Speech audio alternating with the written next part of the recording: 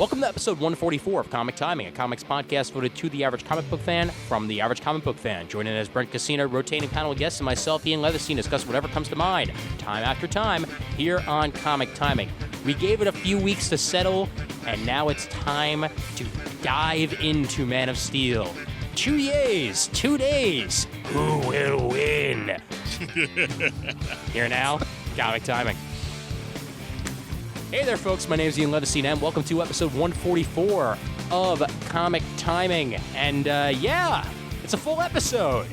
So sit back and relax, because we're probably going to at least go an hour and a half. Maybe not as long as the movie itself, but maybe a little bit less than that. We're going to, of course, be reviewing tonight Bryan Singer's sequel, The Superman Returns. Superman Returns Returns. Wrong. What? Did I get that one wrong? What? Yes. Yeah, I think so. Oh, sorry. 300 Part 3 by Zack Snyder. Sucker Punch Part 2, The Return of Sucker Punch. Oh, damn! Which is what, a sucker punch to the nads? Is that Oh, Sucker Funny Punch story to about Raph's that. heart. Let me get through the introductions before we start going insane here. As usual, Brent Casino, what's going on, Brent? What's up? Returning, we put him off the ban list because we stopped caring about his Marvel Avengers Alliance stats. Brandon Christopher. About damn time, seriously. Well, look, man. I mean, before this, it was you were either at Super Show or New York Comic Con, and we heard you for 8 seconds. So now you can actually get some words in edgewise. Oh, and without background noise. Shock of shocks. know. Yeah, it didn't take us 55 minutes to figure out your mic this time around. Well done. I came prepared. And the chuckling, jolly, good-natured Jamal Igle joins us again here on Comic Timing with only about a month or so left to go until Molly Danger is released to stores. A little less than that. How much hair do you have more left? than that now. And it's at the printer finally. So There you go. That works. How much hair do you have left, and how many hours of sleep do you get a day? well, the last couple of weeks it's been very little sleep because I finished Molly and dived immediately into an issue of G.I. Joe that I finished on Saturday. Oh, the working man. Exactly. No rest for this semi-wicked. Well, I told everyone on the call before we started that I'm drinking a Raging Bitch Flying Dog Brewery beer tonight, and I think that's aptly appropriate for Man of Steel. So, you know what? We'll start things off happy. We'll start things off with the probably the most positive of all of us on the call. Brent, what did you think of this movie? I liked it. I thought it was a strong start. I still can see the point of some Superman fans who absolutely hate it and stuff like that. But to me, every version is its own interpretation. So does it necessarily, did he have all the same powers? Yes. We didn't see any freeze breath, but that's okay. Maybe he just didn't breathe hard enough. Yeah, freeze breath is to lame test his anyway. limits. It is kind of lame. He did wear red undersuit and a blue undersuit, but in a red cape, and he had a red S with yellow in the background. Was he Superman? Pretty much, So, as far was it an entertaining movie? It absolutely was for me. And was it a good movie? Yes. Was it a great movie? Not so much. But I kind of remember watching Batman Begins and having this feeling of like, wow, that was a good. Batman Begins. Some people call it the best Batman film. Still, I think Newsarama rates it over the other ones until they combine them all. But Okay.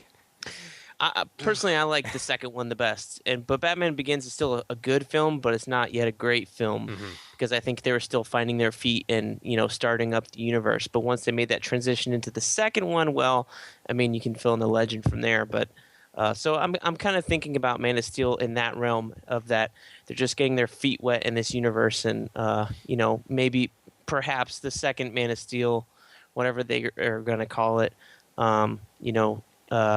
will be on a similar level of increasing in quality as The Dark Knight. Now, it may not stand up to The Dark Knight, but I'm saying it should be a better film from this one. I think they should call the next one Superman: The Red Underwear Rises. If they add a red belt, I'd be happy. All right, let's go with Jamal. Okay. Everybody sit back. Sit back and relax. This one's going to be fun.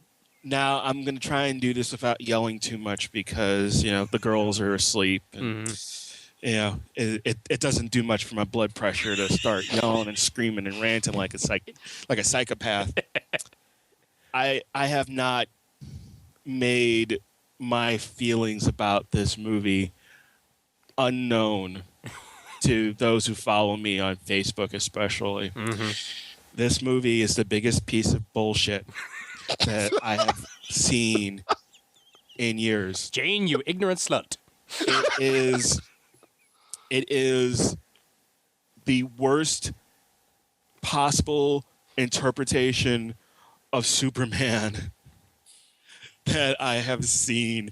And I have sat through every episode of Superboy. I sat through all 10 seasons of Smallville. Oh, I did too. So did I. That's how big of a Superman mark. The only Superman movie that is worse than this 3. is Superman 4. No, Superman 4. Yeah, no, Superman 4 is way worse than Superman 3, Brandon. Come on. But the only reason why Man of Steel edges out on Superman 4 is strictly on production value.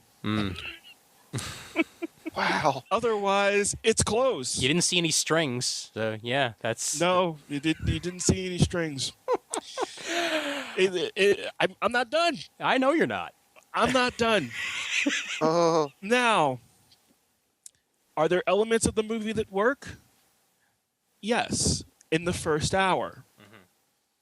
Then it goes off the fucking rails. Sucker punch. to the gonads. I felt like I got sucker punched by the time I walked out.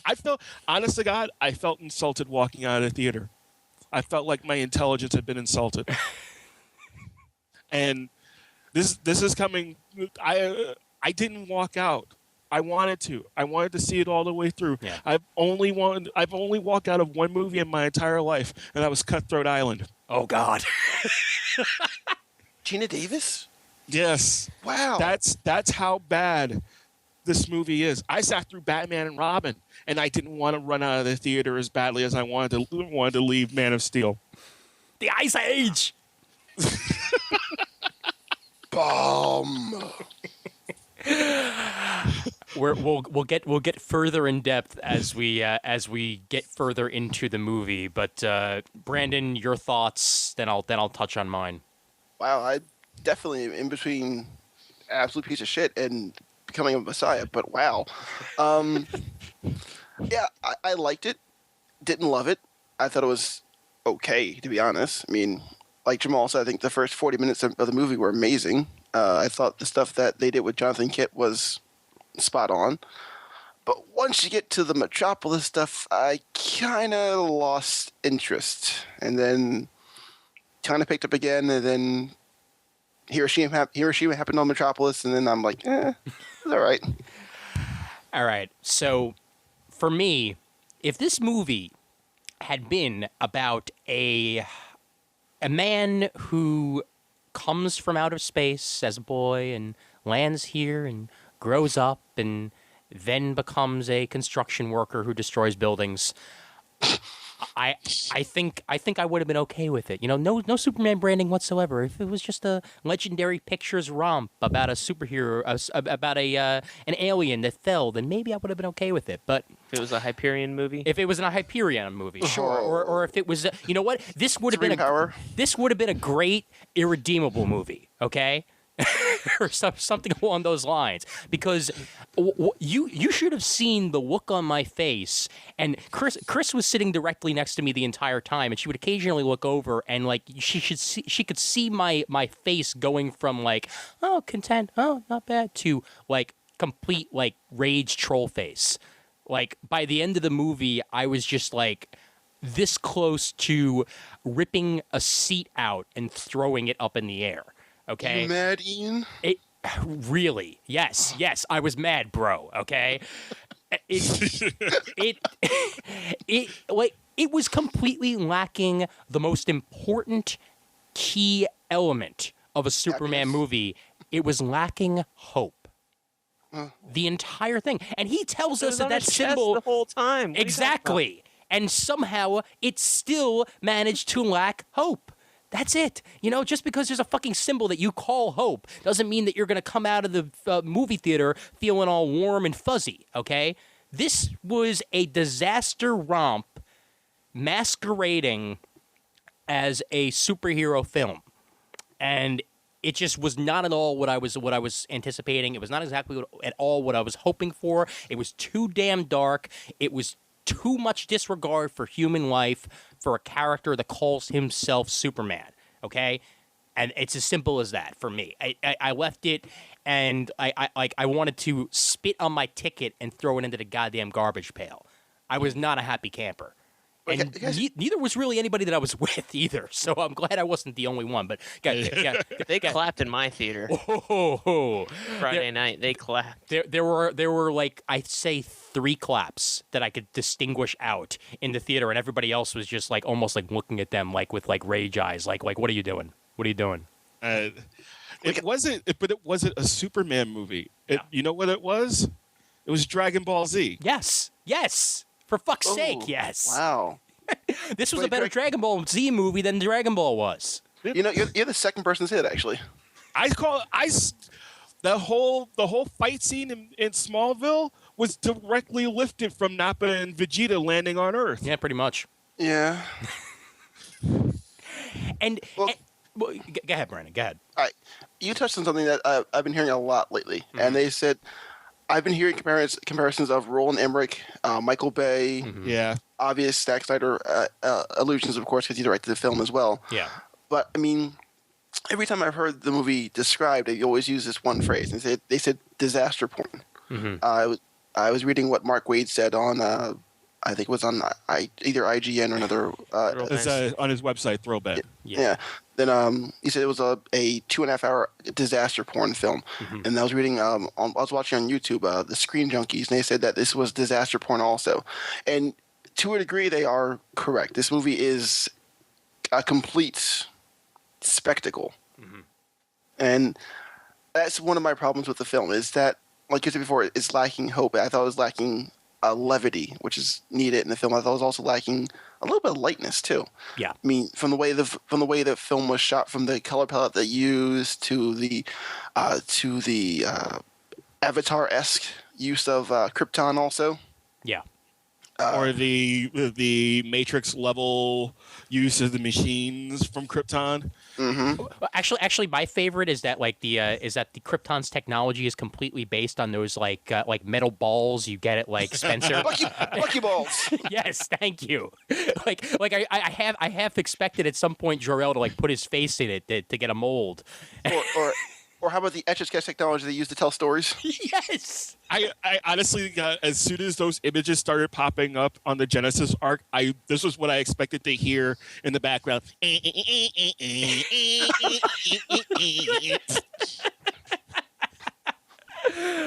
Soviet Russia, Krypton draw you. That's what it looked like. That's all, folks. All right, good night. I think that's just about it here.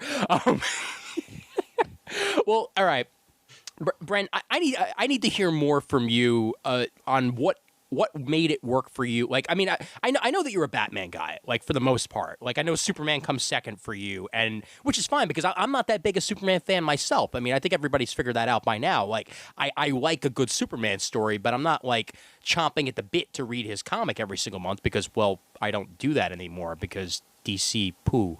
No, DC bad right now. There's no Eigel on Superman, so there's no Brent on Superman. Thank you, Brent. He knows where to stick that mouth, man. I'll tell you. I owe Jamal a few. That's all right. Yes, a few dollars. But hey, I bought a sketchbook. What are you talking about? It's true. It's true, man. It's true. He did pay. He paid the full freight. Yes, he did. Yes, he did. And I'm a Molly Danger Kickstarter backer. So there you go. So am I. Got the full hardcover. Bada boom. But what was it that made it work for you, man? Because like, what am I missing here? I went in not expecting the best. I mean, okay, so I've seen Superman and I've seen Superman 2. I watched the Donner cut, so I've seen probably each Superman movie maybe once. Mhm. You know, I when the big DVD set came out, the anthology, Yeah. when Superman Returns did, I got that. I watched them Same all. here. I haven't touched it since, Mhm. honestly. So I think I'm I've not watched a them big, twice through myself. So yeah. I'm not a big, rewatcher of those films.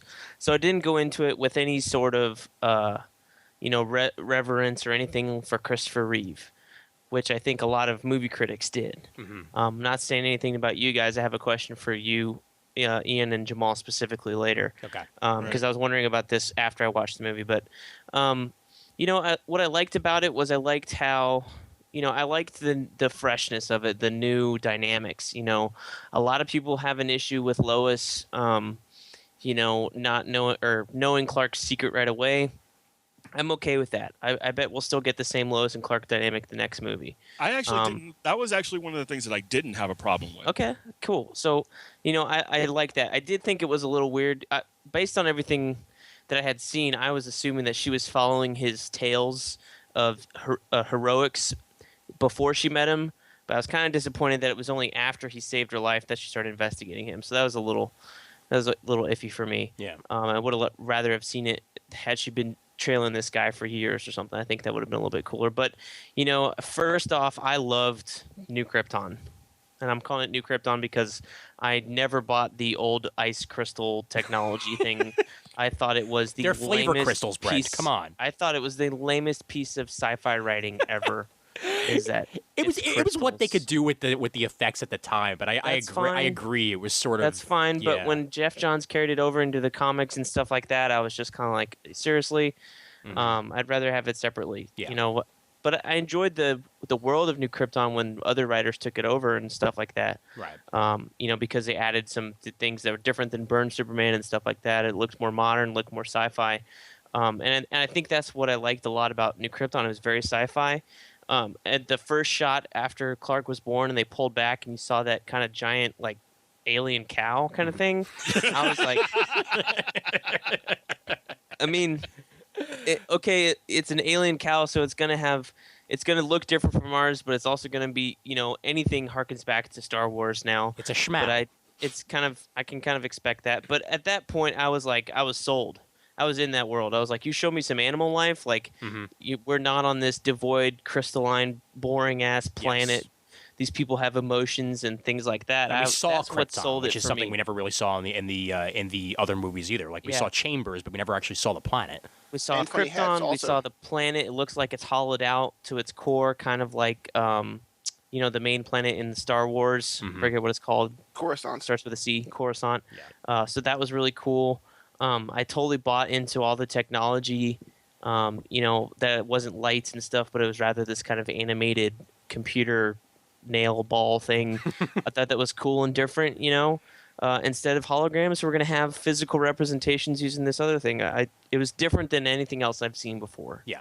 I guess is what I liked most about it, is that it was a completely new and fresh take on Krypton and Mhm. their armor and everything like that. I didn't expect those guys to use guns, and they had guns like I've never seen before. Yeah. Well, With the energy weapons, and it kind of like pulsated. It wasn't just a small blast; it was kind of a smoky thing. Mhm. Just a lot of it worked for me. So when that came in, I mean, and I was deeply moved when Jor-El died. Yes. And I'll tell you that Russell Crowe did a lot for me in this film. Okay, I didn't expect to go into this movie coming out of it saying that Jor-El was my favorite character. And He was yet, really cool. and yet somehow Javert did it for me. I mean, like, Yeah, Don't mention- that's the last don't Russell men- Crowe movie I saw was Les Mis, and I hated him in that. Please But do not mention. Kal-El, your fate, it comes to me at last. so that worked a lot for me, and I think from there I was sold. I'm glad we smash cut to the boat right after it landed, and we didn't have to see the usual Smallville stuff Mhm. because we saw 10 years of that. Right. That's in my consciousness. Yeah. Show me a few key moments. That's awesome. A la Batman Begins, stuff like that. I'm Right. happy with that. I'm not upset with anything that happened in there at all. Okay. Dude, when Pa Kent died, I was affected. Yeah. See, that's where And I know that's where it that's a started point of losing it for me. contention. That's where it That's a started point of losing it for me, contention man. for a lot of people, Yep. but I got it. I felt like I understood. He's trying to protect his son. He doesn't think the world's not ready, so he makes a sacrifice. And I was kind of iffy on the question, but if you've had your dad, I could see if you've had your dad tell you to hold back your whole life, and he tells you yet again that you're tuned to listen to him, instead of the usual Superman thing would be like, no, I'm going to use my super speed, blah blah blah blah blah. But I think that would be too obvious in this world, so I bought into that. Okay. Well, we're getting a little ahead of ourselves here because. Well, you said what worked for it. I know. I was looking for base, base points, but let me stop you here because we are still going there, and I'm gonna continue to ask you more of the shit that you liked, okay? Because I want to focus specifically on Krypton for a minute here, because. Okay. I liked Krypton for the most part myself, and that is part of the first 40 minutes of the film that I know both Jamal and I liked, and that Brandon liked as well. So let's focus on that and what worked for us there as a whole. I'll say that this had, I think, probably the most emotion going for it for me, and it told a story that was familiar and at the same time different, which was what I was looking for in the base origin of Superman. Like as long as he didn't, let's put it this way, as long as Krypton wasn't still alive at the end, like those freaking rumors were coming out for a while, I was perfectly okay. And Krypton blew up, Kal-El got off the planet, and we got some scenes with both Jor-El and Lara that worked for me, and Zod and the council and yada yada yada, and the wife and that frickin' ocean womb or whatever the fuck it is where babies are birthed at first there. That all did it for me. It all got me going, and I was hoping for more after that I enjoyed, but it was a very, very good Krypton movie. I'll say that much. If they had ended it 45 minutes in and said to be continued, next episode, and that next episode of Dragon Ball Z had been pretty damn different. Next time on Dragon Ball Z, Planet Krypton explodes. Yes. Only 5 minutes left. Can Jor-El get the planet off? Stay tuned. I honestly would have been better off with that, man. Like, just give me a whole Krypton movie, and that would have worked for me. But Jamal, go into what you enjoyed about the Krypton parts. Well, okay. In terms of design, it was gorgeous. Mm-hmm. It was absolutely beautiful. The costumes were great. The set was great. My problem with the Krypton scene was pacing. The way that because there's no sense of timing through that entire scene. You don't know how long between each of these events things are happening. It feels like Zod mounted a coup, and then the coup was over inside of an hour. Agreed. Yes. Right. Obviously, that was not true. Yes. No, it's probably not true, but that's the way it was cut together, and that's the way that it felt like it was paced. And there, especially between the time that Zod gets captured and then he's sentenced to the Phantom Zone, it just seems like, oh, well, we got Zod, and jump cut, it's an hour later, and they're in chains. Now, it was just an hour of our Earth minutes, okay? Oh, God. No, but I could even deal with Kung Fu Jor-El. I mean, you're gonna have Russell Crowe in a movie. Yeah, you're gonna want him to see you kick a little ass. Yeah. And we've seen versions of that in other interpretations of Superman. Especially with Superman the animated series, which I think was probably like the first time that you sort of had the action Jor-El on screen, but that had been presented in the comics at various points, especially during the 50s and the 60s, whenever they would go back to Krypton. Jor-El was buff and ready and headband and sun on his chest and cape on his back and kicking ass alongside the son that he didn't realize was a son or knew was a son and didn't want to say anything and anyway, so there were, again, from what they were trying to do, I understand that they were trying to get away from the whole sunstone crystal technology thing and make it its own thing. I have no problem with them doing that. Again, my problems come from a pacing issue. Yeah. And one of the things, and I mentioned this earlier today, was one of my issues is there is no emotional connective tissue between Zod and Jor-El that initiate the events of what's going on. For me, what would have helped was they could have had a 5-minute scene, real quick, as you establish a relationship, even a tangential one, between Zod and Jor-El, where Jor-El, before he goes to the council, he goes to Zod and he says, "These are my findings. Krypton's going to explode." And Zod is like, "Well, what are we going to do? I'm going to go to the council. I'm going to tell them, present my findings. Hopefully I have a plan." And Zod's like, "They're not going to listen to you. The council never listens to anyone." So then now you have Zod's motivation for going and trying to take over the council. It's presented, and then it gives a real reason as to why, Jor-El gives his line. It's like, I will, honor the person that you were, not this creature that you've become. You don't get the sense that there was a relationship between the two characters before that. Yeah, I can understand that. Yeah. Yeah. No, they could have definitely done that a little bit better, because I feel like that's something that they did do in Superman 2, at least a little bit. Right. Is established that there was previous interaction between these two, and that it didn't just come out of nowhere. Let's have Brandon touch on Krypton, and then we'll move on to further in the movie. I agree with Jamal with what Jamal said. It is a matter of structure for the film that it is a little clunky at times, and it seems like, especially with the whole.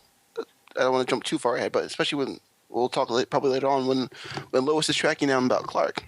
Mm-hmm. It seems like in a matter of 5 minutes she can put together that, oh, this person saved me, and here he is. And yes, we know that she's an investigative reporter, but I mean, still, it's a matter of pacing. Yeah. There are ways you can edit in scenes that can denote passage of time. I believe most probably for the sake of exposition, that's why those scenes felt rushed. They have to give a lot of information out really quickly. Mm-hmm. So Doom Planet, it's not rising here. Here's the pathos for Zod. He's out to save the planet by any means necessary. And so here's Jor-El. Jor-El is this noble scientist. They had a kid the natural way, so on and so forth. And then it's a lot of dialogue without having dialogue, if that makes sense. You're getting a lot of story without the dialogue in parts. Unspoken story needed to be there. Yeah. Right. And it just felt a little too quick. But other than that, visually it was striking. I do like how they shot the scenes. I noticed a lot of use of Firefly shooting scenes as well. Yeah. With the quick zooms and tilt and pans also too, which I thought was a nice touch. Gave it a little more frenetic movement to the film. Zod was the leaf on the wind. watch him dance. Moment of silence for Wash, please. Oh. But yeah, I mean, I also like the costumes as well, especially on Krypton. Yeah. And a nice nod to the Byrne Superman with the headdresses for the council. That's true. Yeah. Yeah. So all in all, the Kryptonian stuff I thought was really well done, and I liked the fact that we got an ass-kicking, name-taking Jor-El who should be a nebbish scientist, but what is what it is. Well, okay, so here's my first question here. Now, we've all established that we've, for the most part, like the Krypton stuff except for pacing. So would it have been helped if the movie had begun similar to, say, All-Star Superman, with just 3 or 4 shots explaining what exactly Superman is, what exactly Clark is, and then later on in the movie, via Jor-El, is holographic or I guess light Jor-El he is later on in the movie, we see what Zod did and have that as a flashback. Like, would that have helped the movie if say all that had happened at the beginning with Zod had happened later on and been given more time to develop? No. No. Okay. I think if you had done that, you wouldn't have anything with Zod, and then Zod shows up automatically. You would have had to do flashbacks then. I think the problem with pacing on this thing, with Krypton, like you guys are talking about, has always been a problem with, with any Superman movie or part of the mythos. People want to. You have to tell that to establish who he is, but it's not the most exciting part of a Superman movie. Right. Unless you hate this one, and maybe then it was. But I think it's just it's a problem of Superman storytelling that you have to establish who these characters are because Zod appears appears later on in the film and is a main character. Jor-El appears as a hologram, so you can't just flash Jor-El and have him show up as a hologram later on. And I think that the Codex thing, it's not my personal favorite part of the movie.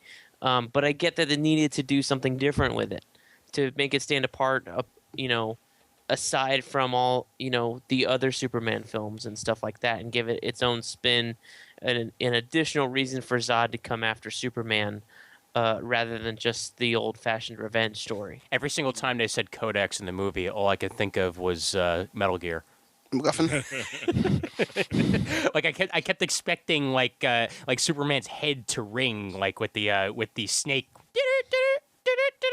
and then he gets a call from Otacon or something like that. Yeah, Otacon, this is Snake. Here's the thing about the Codex, and this was again, just like a personal bugaboo for me from a storytelling standpoint.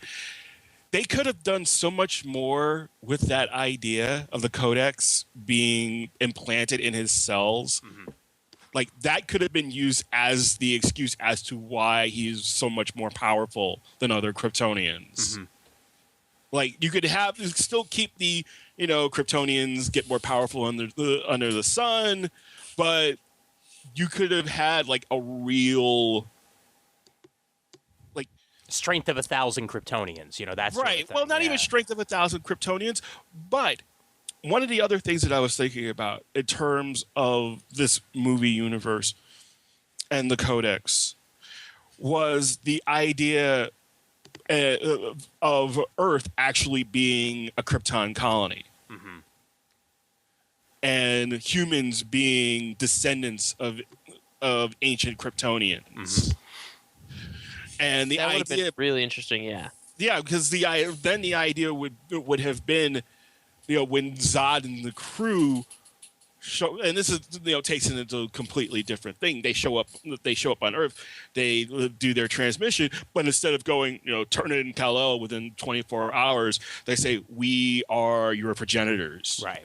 Earth is our lost tribe. We have come to rejoin the family of join the family of humanity. Having that scout ship there, yeah. I mean, like that would have even worked within the aspects of that. Exactly. So really just sort of push that idea, or at least use that as the subterfuge to get closer to Kal-El, instead of coming out automatically and just being like, they sent you to Earth, and I'm going to kill you eventually. What is he, Booker from freaking out? Duke's a Hazard? Damn Duke boys, I'm going to get you. Plus, I totally just heard like Hulk in my head just now. You anger Hulk, me destroy you. You from Earth, Hulk from Earth too, but me not understand that. You smash. Puny Kryptonians. But it could have set up something really nicely that had never been attempted in Superman canon before. Right. Yeah. No, that would have been interesting, and it's certainly an interesting spin, and I think it would have worked within the universe they were establishing in the movie itself. Let's touch on just how many flashbacks there were to hold on. Clark's. Hold on 1 second. Go ahead. To jump back on your original question, though, Yeah. about can the Grant Morrison story work? Mm-hmm. it would work, yes, but and as Brent said, it would lead to some shaky jumps in logic. But to be fair, though, in order to make the story work, all they really had to do was actually make the explosion of Krypton closer to the exile of Zod, and actually would have made a lot more sense, because then you're proving both Zod and Jor-El correct that the Council enacted too long. By having Krypton not explode right away, you just prove that the Council was right. That, well, in essence, the Council was right. That, Krypton wasn't doomed right away, or it wasn't an urgent matter. Well, what do you mean? It exploded an hour later. What are you talking about? I mean, 5 minutes in our time. But I mean, it seems like as if days have passed, or almost it's kind of hard to tell. That either days or months have passed since the death of Jor-El, since there's Lara burying her husband or putting the. It didn't feel like that. They could have used a better time device then. Exactly. It Yes. didn't feel that way. yes. Like have move. some Kryptonian writing on the bottom of the frickin' frame morph into English, and then say, 3 months later or something like that, Right. and then bam, that's all you frickin' need. Yeah, but having that distance of Zod being put in the space dildo and I did kind of think that was penis looking when it took Yeah, off. it was- I was like, oh my goodness. definitely a foul. And it's got balls on the bottom too. It's the cryptophallus. the phantom phallus. Having Zod put in the chrysalis, and then the distance of time between Krypton actually exploding and Lara saying, "It's too late, I'm going to die," really just kind of backlogged the movie, unfortunately, and it just stopped the progress. Jor-El scored one hot wife too. Yes, he did. Oh wow! Damn. Well, when you're a warrior nerd, that's what happens. What was that, Brent? When you're a I didn't warrior think she was nerd. that hot. Yeah, really? Yeah, I kind of think Feora was hotter Yeah, all right. for sure. No, Oh, You just like your chicks angry. That's all. Seriously, and who can kick your ass? All I know is I'm now a little bit anticipatory of the eventual Man of Steel Triple X parody to see what they do with these Phantom Zone dildos. Oh, God. Oh, God. Oh, man of hard steel. Oh. This is not Man of Steel.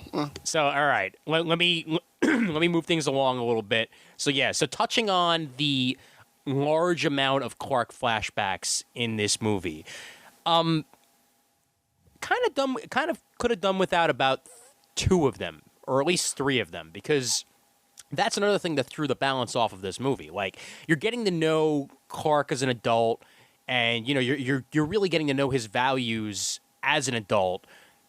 Kind of didn't feel like you needed nearly as many flashbacks to when he was young to get what was instilled upon his him. values as an adult? You mean angry, petulant child? Emo. All right, but giant, Hobo. giant, petulant wuss Milk toast. Also, milk toast. who passive aggressively shoves giant telephone poles through your truck because he can't take the fact that a guy threw a cup at your indestructible head. All right, look. go ahead, Brent, please. This Jonathan Kent sheltered that poor little boy like no one's business. I will be the first to admit that. He's indestructible. I know. He didn't even feel it. He was I Clark know. the Bubble Boy. I mean, Clark the Bubble Boy. It's very different from like the Jonathan Kent we saw in Smallville, who was, let him play football. Was like, I don't think so, son, but all right, give it a shot after you joined already, and then let him learn from his mistakes. This Jonathan Kent just did not want him to make mistakes at all. no. And I think that's a very different portrayal than we've seen. All this Jonathan Kent wanted him to do was build a field so that he could play baseball. Like, that was No, because I mean, if you build it, all right, fine. hold on. This Jonathan Kent was very, I hate to say it, but very new age parenty though, and I hate that though. I like the relationship between Clark and Jonathan, but I hate how they portrayed Jonathan as like this new age parent of let me protect him so he can't fail. Yeah. Or let me do everything in my power to make sure that he has the best life possible, but then also not show him any real value of anything either too. Right. And it's a very new age parenty thing, and I work with parents all the time, and I freaking hate it because it drives me insane. Just like it's a failure of Jonathan's parenting that allowed Jonathan to die. Yes, and that's what leads me to what I didn't like about the movie was the fact that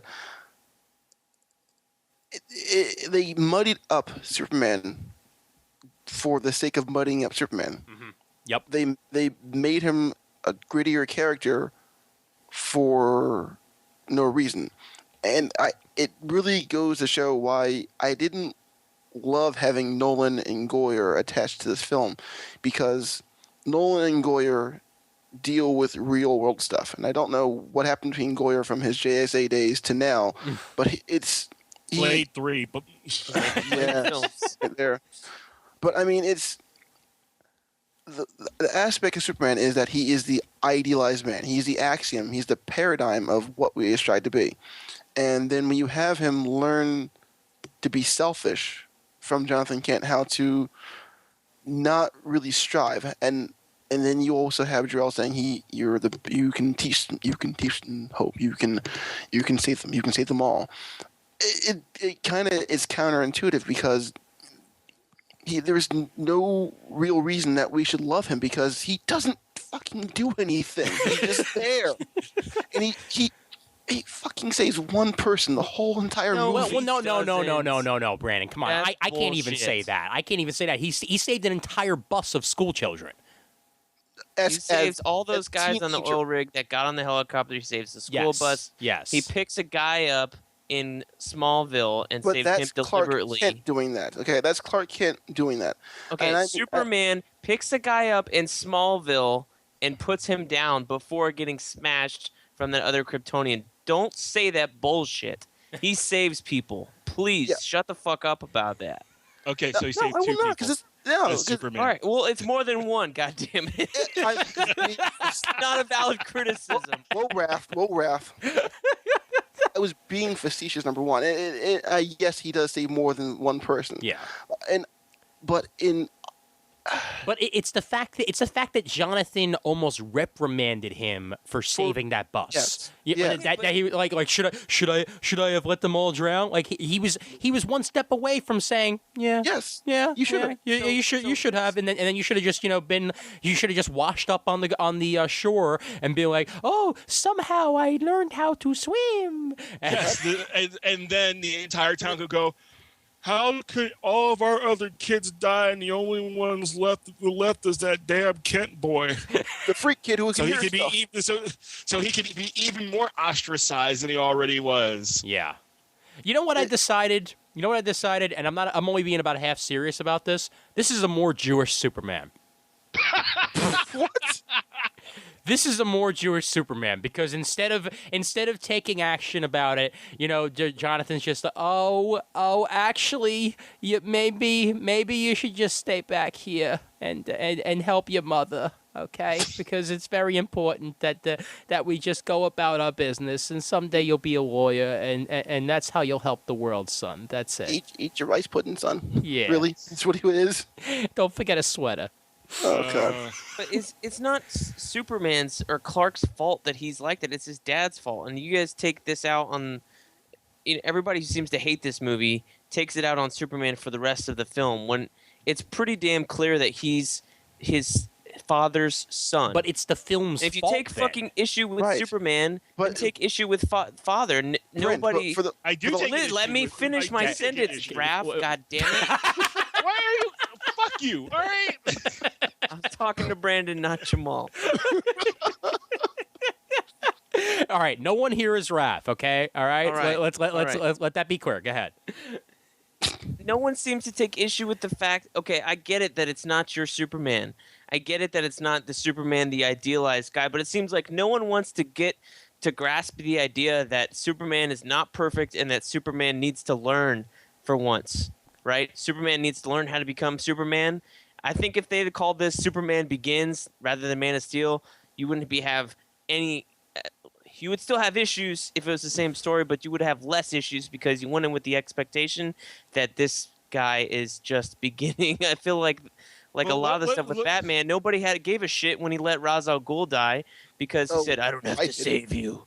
I I just don't understand. I do not understand the hate about Superman and saves one person or saves no one in this film when it's so very clear that a lot of the time Superman is away. because it So, seemed like he didn't care. It seemed like he didn't care until He wasn't raised to care, so I don't okay. get it. But Take but, the but okay, no. You can't say that he You're was having raised issues not to care because Martha was there too, and everything in this movie says Martha fucking cared. yes. Okay, Martha is the second best character in this movie next to Jor-El. She is the strong Martha Kent that I always love to see. Okay, because one of my favorite scenes in all of Superman comics was back during, if I'm remembering this correctly, I believe it was during Our Worlds at War with Martha Kent and Krypto standing in the field in Krypton. In Smallville, and Martha is just standing her ground, saying, no one touches this. That's the Martha Kent that I frickin' love. That's the Martha Kent that I got in this film. So if he had one weak father and a strong-ass mother, you can't tell me that Superman is going to come out as a giant pussy. I mean, look at the emotional heart of the movie is Martha Kent. Look at that one scene when Clark is a kid and he's having his superhero kick in, and Martha says, "Make the world small." Yeah. That scene is perfect right there. That is what that should have been the emotional core that Yes. Clark should have been getting from both parents. Mm-hmm. And unfortunately, it was the hard-nosed father who wants you to learn a lesson, and the mother who will always be there for you. That's what we got. Yeah. And Agreed. that's not the Superman that we know, and that's not really what Superman I really want either. Yeah, but you all liked Jonathan Kent, so I don't fucking get it. No, I liked the interactions. I didn't with say I Kent. like Jonathan Kent. I liked Kevin Costner's performance. I think he did the best he could with the material that he had. Yeah. And I want to make one thing very clear. I don't have issues with this movie. I've got long boxes filled with issues.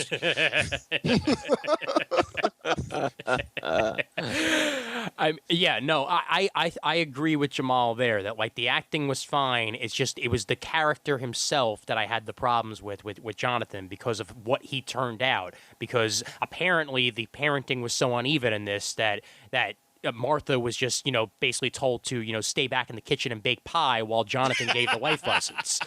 Which is not something I wanted to see out of this damn thing. But then once Martha got the time to shine, she was the Martha that I know and love. Right. But by then, too late, it was already Pussy Superman. So be it. So let's get further in. All right, let's go to I guess. Well, for one thing, we'll talk about the side characters a little bit here. Touch on Perry White first. I thought Perry White was also a very strong character in this film. I think he did a very good job. Lawrence Fishburne's one of my favorite actors. I'm loving him in Hannibal. I'm catching up on that now. Obviously, Matrix, C'est La Vie, whatever, 1.5 good movies there out of 3.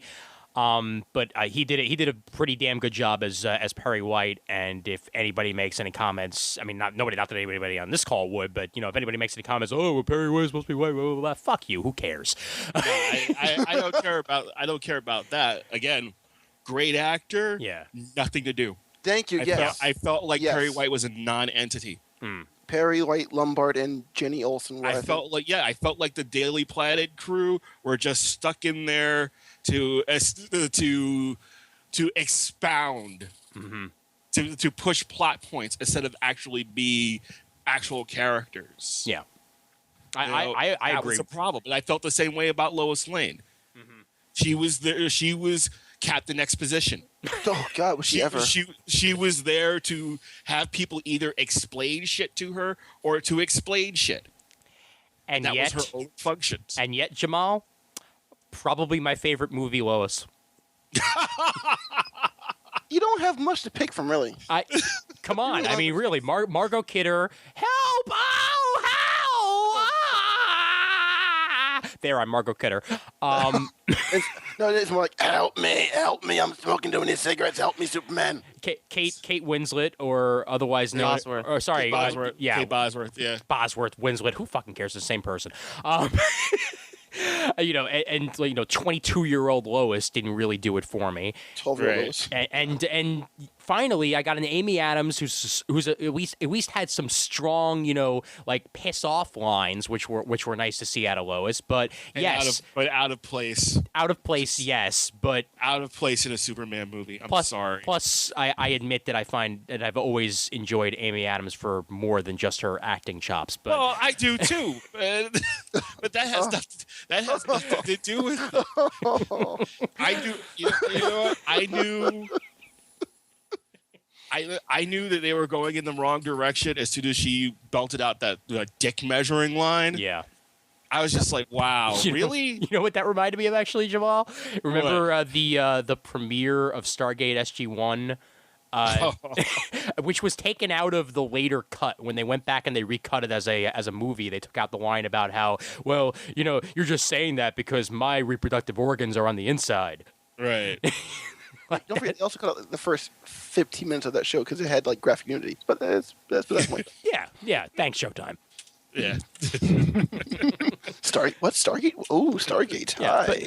but still, like I feel Perry White, was good for what he was. But you're right, character. He was a plot mover more than anything else.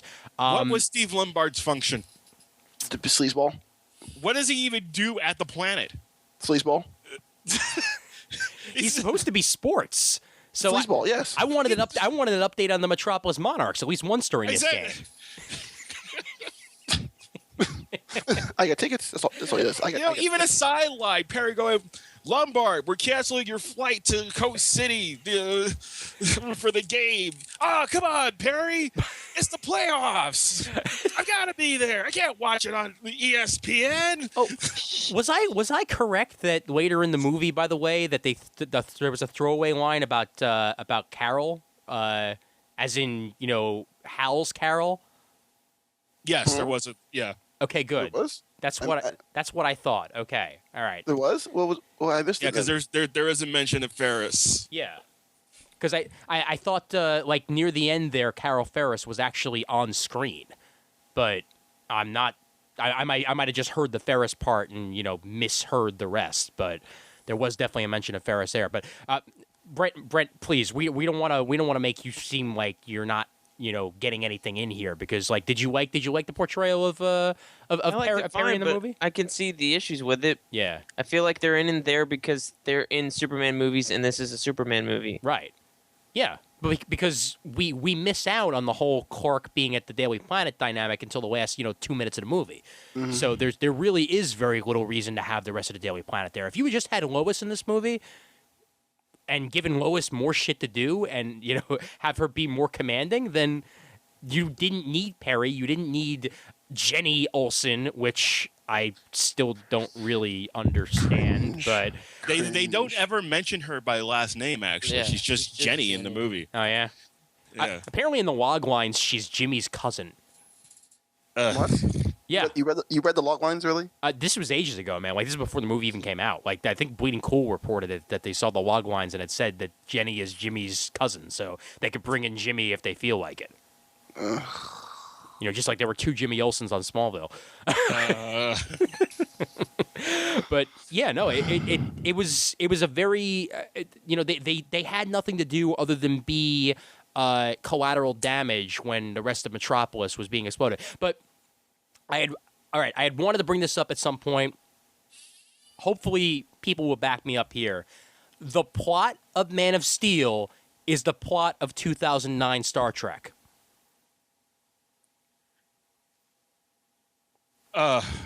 Anybody? It's, a little bit of a stretch, but I guess. Well, He's destroying the world versus building it. I would let me say well let me 2013 Star Trek more than that, but I mean, 2013. Maybe, but no, like or the way I looked at it. Well, okay, well the setup scene. Okay, obviously the setup scenes at the beginning with Krypton exploding and everything. I kept thinking of the Enterprise being blown to pieces at the beginning of Star Kelvin. Trek 2009. USS Kelvin. USS Kelvin, fine, whatever. USS Kelvin being blown to pieces. I was just marveling at the convenience of the only way to get to the Phantom Zone was to launch giant dildos into a spaceship that was conveniently sent into a portal to the Phantom Zone. Actually, they were. So that you would have a ship to fly out. Actually, Yeah. you were putting giant dildos into Reapers from Mass Effect 3 to go to the Phantom Zone. And Brent, I mean, you say like it was destroying the world and everything, but that whole world engine thing was like one step away from what destroyed Klingon. I mean, back Drill? Drill. Damn it! Why can't I think of anything? Yeah. Yeah. So let me ask a question then about the whole the terraforming machine.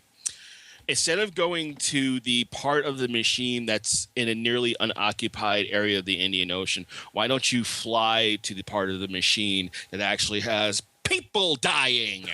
Thank you. Yes. And I meant Vulcan, not Klingon, but yes.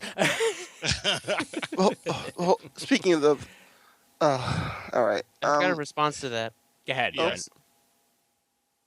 Go. So you need to put his baby ship into the other one to create this anomaly. I admit that was kind of lame. Yeah.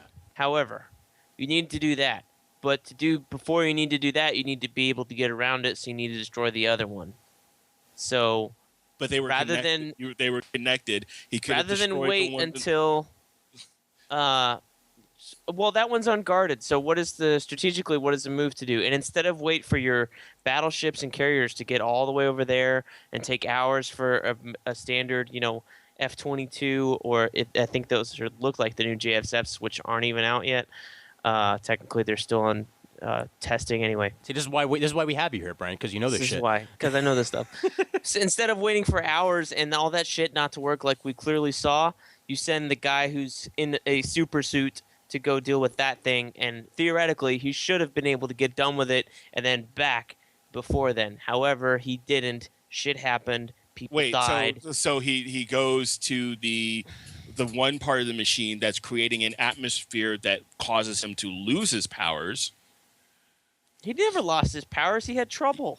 He was losing his If he powers. if he lost He his was powers, how losing- did he he- jump from the ground through the fucking beam and Because he destroy went it like because Superman? Because he went through the cloud that he was choking on and he was falling. This is why we shouldn't leave any of our data in the cloud, by the way. I mean, because you never know when Superman's just going to bust right through it. Exactly. And choke on administrations. All I'm saying is, if saving lives is a priority, you could send the military transport that I can't name, but Brent can because The he's C-17. cooler than I am. The C-17.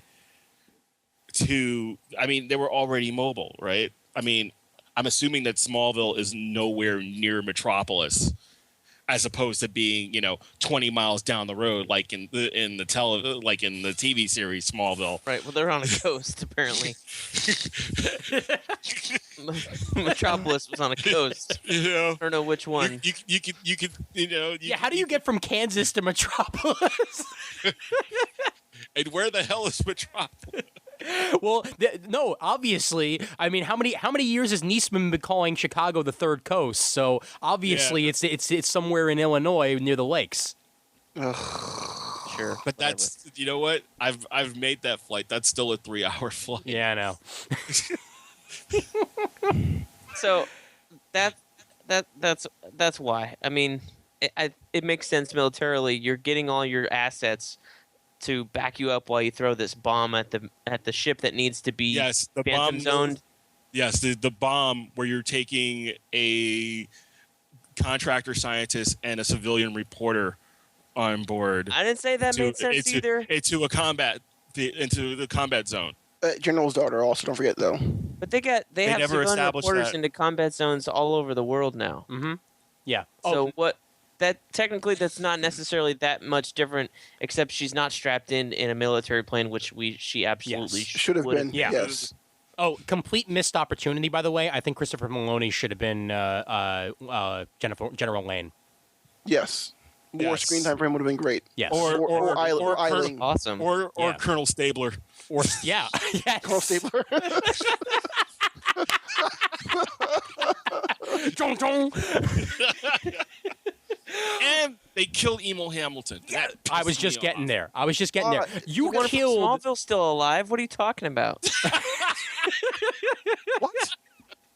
The guy that's reading off the readings Yes, to he the is, general yes. and Emil Hamilton was Yeah, Emil Hamilton in plays Emo Smallville. Hamilton in I noticed it Smallville. also. I was like, Yeah. oh, Yeah, but this movie's Emil Hamilton is dead, which just I mean, come on, you just and yeah, I know that nobody who hasn't read the comics or watched the animated series would know why we're so damn pissed about this, but Emil Hamilton is supposed to be one of the few people that is Superman's friend first until he stabbed him in the back. until he stabs him in the back. Depending on who you ask, okay? because he, did he do it in the comics? Yes. Yes, he Yeah. did, but he got over it, In the animated series, yes, he did. Never really got over it. What story was it that he stabbed him in the back in the comics? We became, Oh, he became a supervillain. yeah. Yeah, that happened. Okay, I'll wiki that. His robot arm drove him crazy, and he became a supervillain. Okay. But at I'll least have we to can look that blame up. that on the evil hand, okay? Yes. I thank Angel for giving me the wonders of an evil hand, so that I can blame everything on fucking evil hand. But no, killing. Well, I thought that was Kimo- a Devon Sawa movie. Yeah, well, it was That actually, too. idle hands. Yes, or Manos the Hands of Fate. Oh. Ooh. But really, you kill off Emil Hamilton to try and get some emotion out of the scene where he tried to turn it off and on again and figured it out, but wasn't necessary. But Question, those are though. movie cliches that happen all the time. Yeah, I don't. thank you I so don't much, understand. Brent. I don't understand why you guys got to shit on every movie cliche. They're just cliches. You didn't Cliches, need but to have it's- cliches in this movie. It's a trope, and tropes are overplayed, and that's the idea of a trope that's overplayed. I would have liked to see Hamilton maybe not die. I really know? want to rip off the Film Sack podcast right now and just play the Star Trek alert noise every time someone says trope. But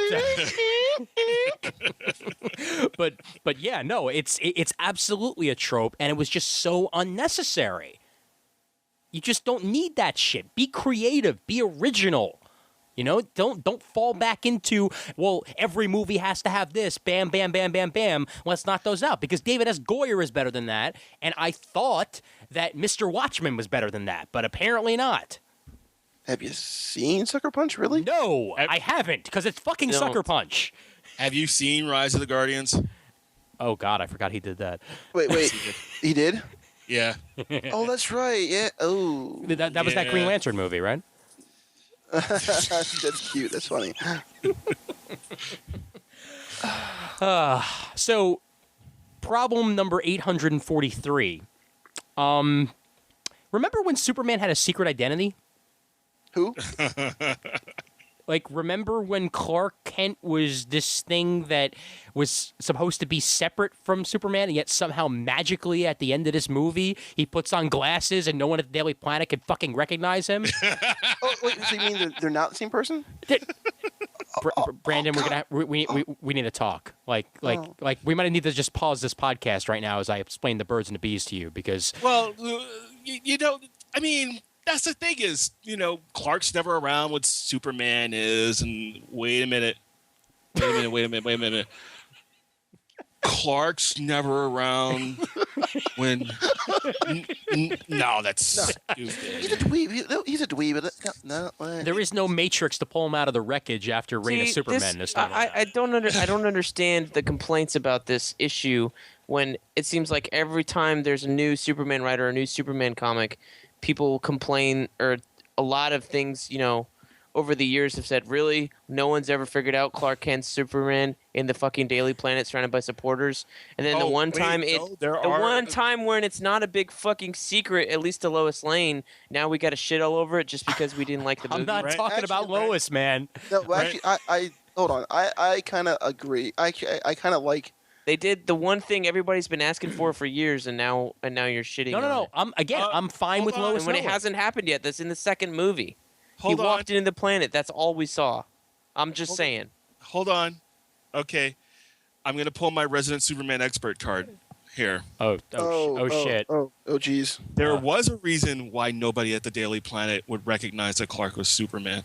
Is because he would vibrate his body just slightly enough that he appeared furry, so nobody ever got a really good look at him. Jamal Igle, ladies and gentlemen. But doesn't the Flash do that also though? Yes, he does. Yes, That's he where he does. got the idea. Yep. Thing better. Well, all right, But Brent- also, hold on. okay, But go ahead, Brennan.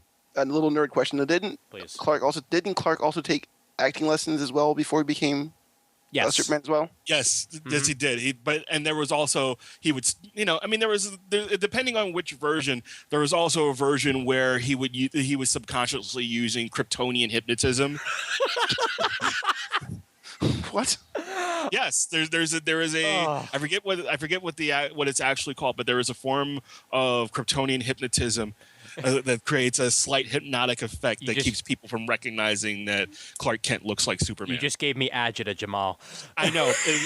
I didn't. I think that's that's like Kurt Schafferberger era Superman stuff. The super roofie, huh? But again, I'm not focusing on Lois because Lois knowing whatever, I don't care. But like I said, I don't care either. Right. The entire town of what's left of Smallville. God, Pete Ross. Well, obviously, it wasn't that big of a secret to begin with. If Pete Ross was his best friend, Pete Ross was never his best friend, but his buddy that pulls him up. You mean when he's getting picked on. Pete Flash Thompson? Working IHOP. Hey, shut up, Dick Splash. Whatever that is. I'm a 40-year-old man, and I'm from the hood, and I have never ever heard Dick the term Splash. Dick Splash in my entire. And I used to teach school, and I never ever heard the term Dick Splash. I guess because you can't call someone cum in a PG-13 movie or something. No, but you can Sperm? mention having a dick measuring contest, right? Yeah, exactly. Yeah. Which Penis I thought was burger. funny. Penis burger. Wiener splash. Like I don't know. I'm trying to go through the possibilities here, but no, and it doesn't if Pete Ross knows also, that's perfectly fine. If Lana knows, that's perfectly fine. But you're gonna somehow be able to stop an entire town, people he might have only tangentially Did you see known. Superman he stood still for a couple seconds, and every other time he's moving or getting punched on. I don't know that a lot of people saw him except for him walking down the Except street. when he was at the farmhouse hugging his mother, and Lois runs up in front of 2 state troopers and yells, "Clark!" Yes. Yeah. Or how about the bully, the priest who was his old bully also too? He was saying, "I've been on there for 33 years behind the picture of Christ also too." Thank you. Or how about the fact that the military now knows who he is because he says he grew up in Kansas and put 2 and 2 together. So And so maybe it's not going to be a big deal in the Superman mythos. We don't know yet. It has not been established. Maybe it's very possible, but he still wouldn't. Maybe, but you're going to shit on it anyway. No, the only way that works is if in the sequel there's a scene where Perry's giving out marching orders, and he goes, "Clark, you change into Superman and go check out what's going on downtown." Or there at least needs to be no. We need a scene similar to Lois and Clark: The Real Adventures of Superman, where Perry pulls Clark into the office and he's like, "Okay, now first off, sit down. Okay, good. You're seated. Good. Okay, now Clark, how stupid do you think I am?"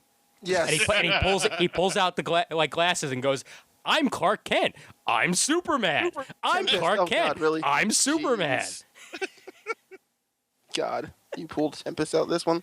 Yes. Okay, I've got a question, and this is just a logic hole that I just can't get out of.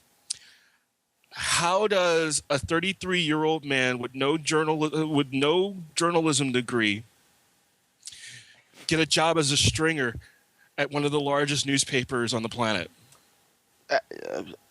Well, newspapers are shit these days. Maybe he's a blogger. I don't know. Yeah. Newsroom podcast. returning July 16th. Maybe he's got a podcast when he was a kid. I don't know. That's Comic Timing at comictiming.net. Proud members of the Comics Podcast Network. Clark Kent disappeared off the grid 13 years ago. Yeah. Suddenly he pops up again with a journalism degree and a 13 years faked CV because he spent the last day and a half creating a paper trail going back 13 years by breaking into every major server on the planet. Well, look, on little do you know, and I mean, Brent, you can back me up on this because you've seen the deleted scenes already. Like, you know that there's a deleted scene where Clark goes to Bruce and asks him to help him get that paper trail, and it happens, right, man? I mean, you've seen that, right?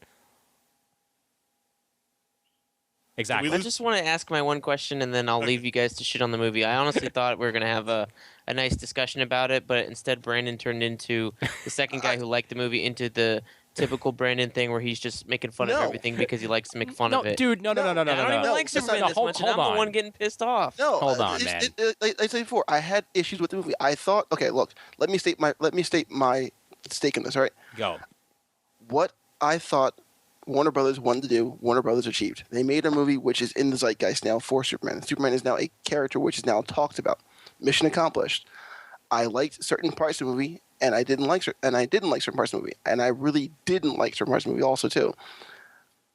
I can look back at this whole entire movie and say, yes, for what it's worth, it was an okay film. I got more action than I did in Superman Returns, which is not saying much, but still. And then I got a Superman which I kind of can get, and that I can kind of that kind of resembles the Superman that I know. But there are parts in there which you really have to look at it and say, this is kind of obscene, not obscene, but really obtuse in how heavy-handed that they did this. And honestly, take it with a grain of salt.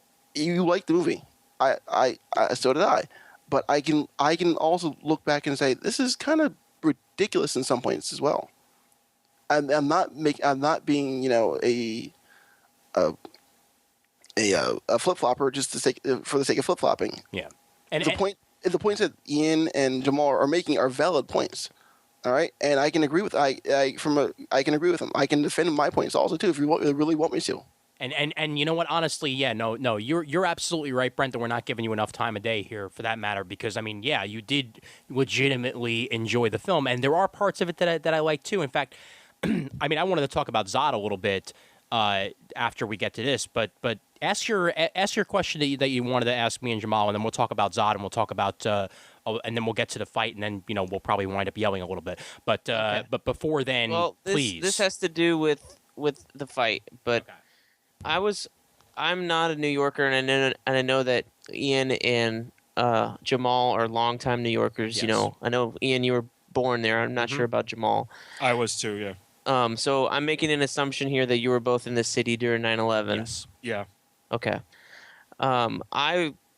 When that building fell, I was affected. I mean, I didn't know anybody in New York when that happened, and we're getting serious now. Mm-hmm. So when the events of 9/11 happened, I was in 10th grade and taking a math test, and they turned the TV on and they turned it back off, and my bitch of a teacher said, go back to your math test because this has no importance right now. And then I spent the rest of the school day going, what the fuck is the World Trade Center? Because I didn't know what it was and never heard of it until then. Right. So I didn't have any reflection on the events of 9/11, honestly, until this movie, which is, I don't know if I don't think that's why I liked it because of that. But honestly, when that building was falling down the street and the people were running scared shitless out of their minds, like that affected me like deep down.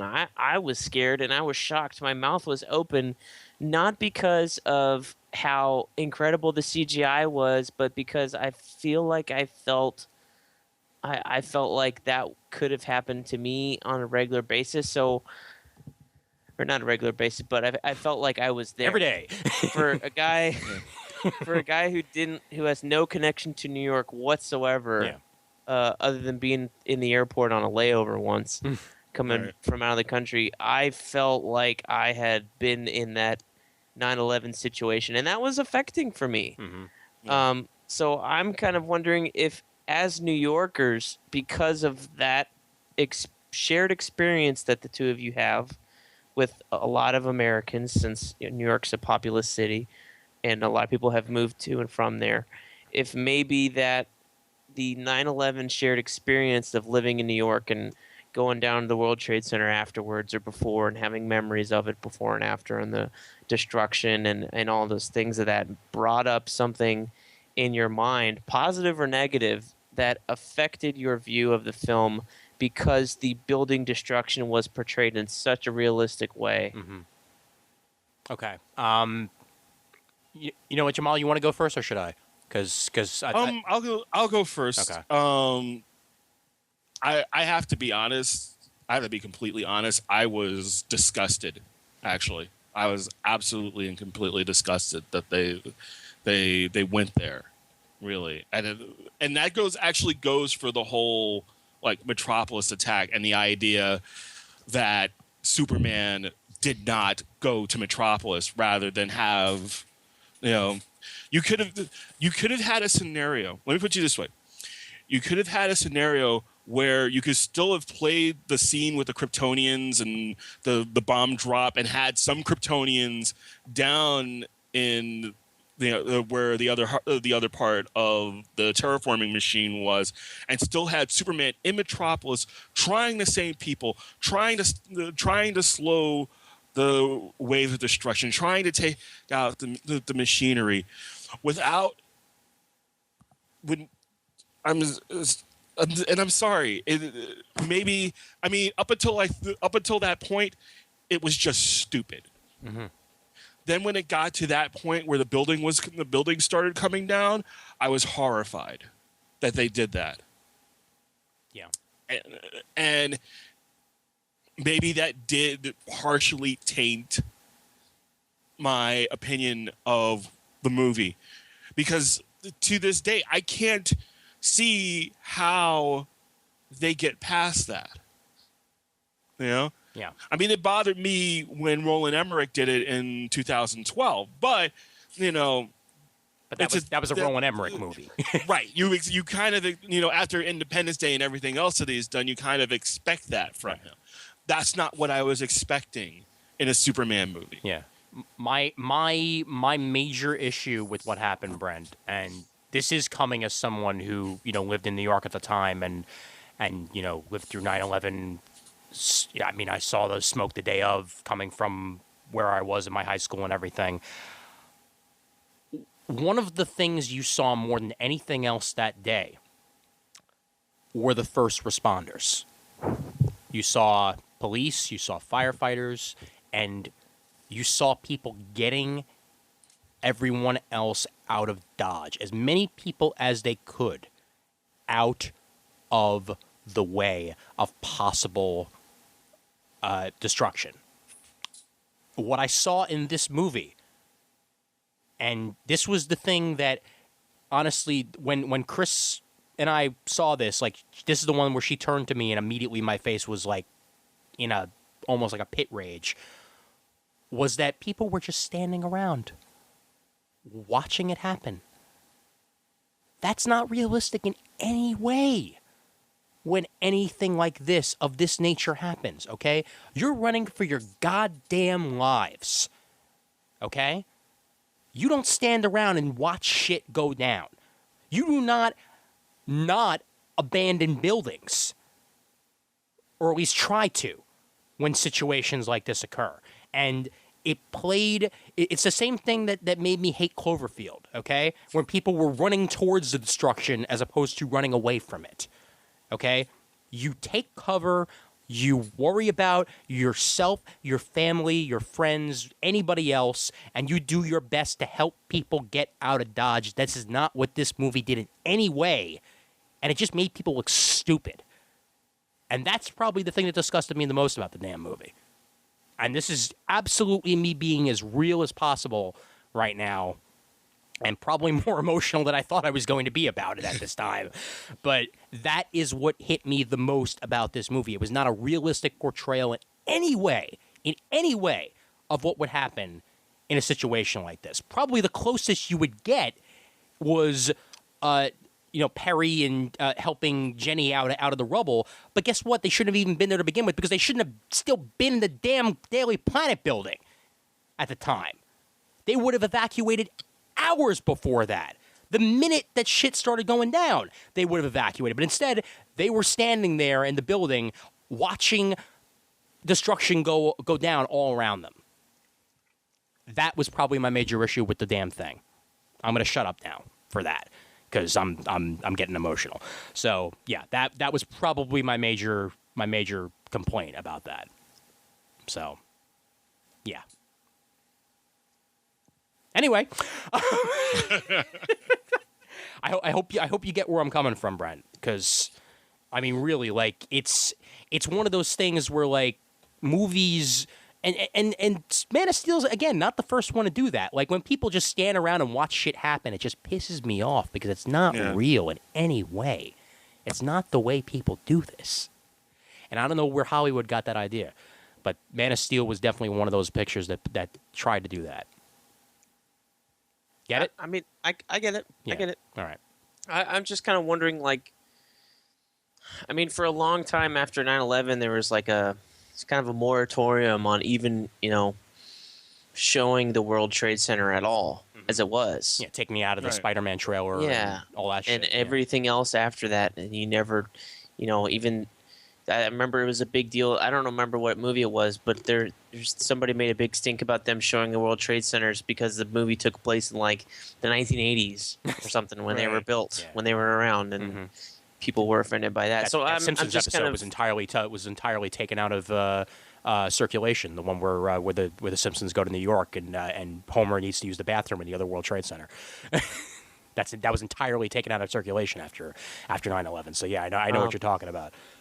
So I'm just kind of curious of, I don't know, where is the line, and at what point are we, and this is not a question we have to answer, Well, but it Right. just kind of makes Yeah. me think of, I know that it was a large portion of Americans and stuff like that, but where is the line that we're taking the, we're babying ourselves, I guess. right. And I don't think of it as babying ourselves. I think that when you do there's a way to do it, and there's an appropriate venue for that level of destruction and that type of movie. This isn't it. yeah. This really just struck me as bad form. Yeah. And I'm not looking for Ex Machina, one of the towers being saved, yada yada yada shit out of Man of Steel. Like I'm looking for the Superman that I know. If there were a Superman and God, I can't even go there, but if there were a Superman in a situation where a city was getting attacked and buildings were falling and people were dying, I'd like to believe that Superman would be on the front line trying to save as many people as possible. Instead, he was elsewhere dealing with the middle of the desert because I guess he decided that was the action to take. And you know what? That's fine. That's the way the movie chose to do it. Whatever. But then it was after that, in the Zod fight, that really did it in for me.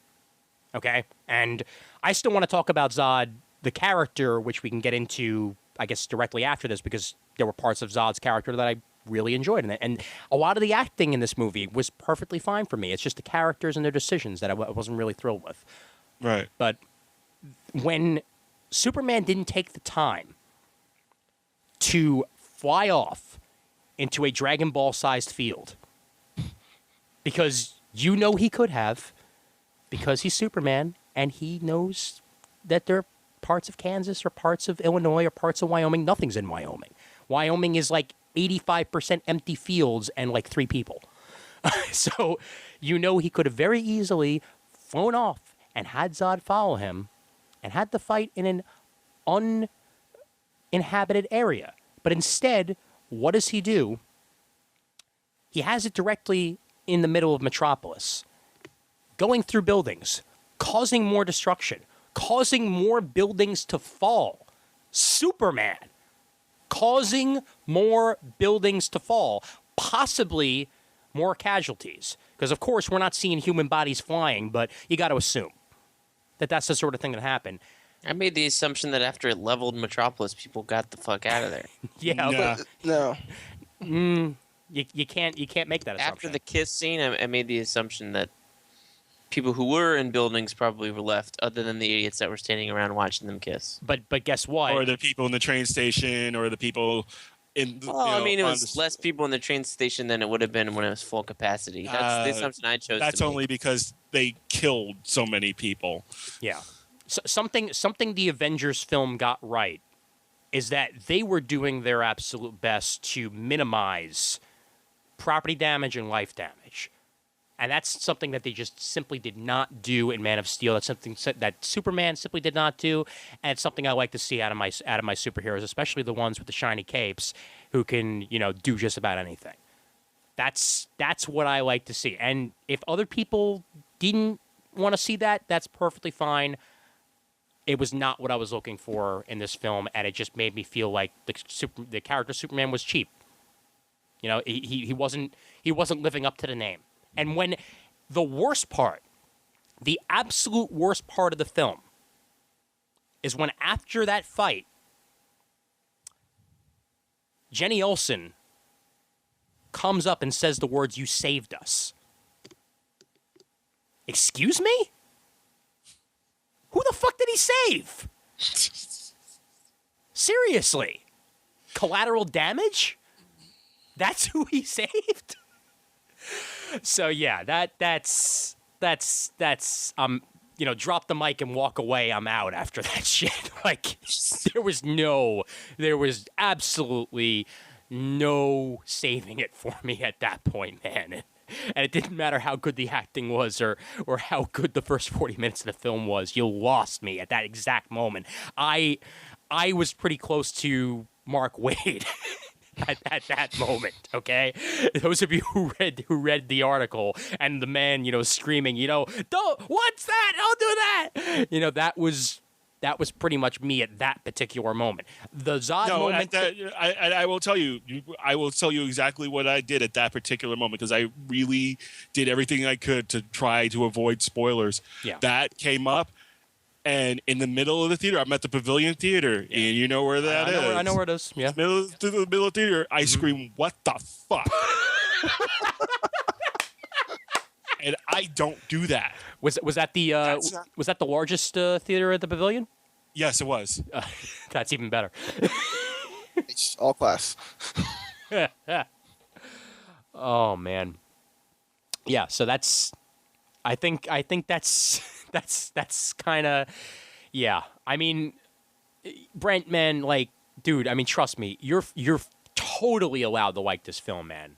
Like, if it did it for you, if it hit the points that you wanted, man, I'm not taking anything away from that. It's just specifically the words "you saved us" I felt was just the wrong damn thing to say after all that destruction and all that damage of a major metropolis. Pun completely intended there. So technically, he did save the rest of the planet. But Technically, that could be the collective us. I love you, man. Thank you. always look on the bright side of Brent.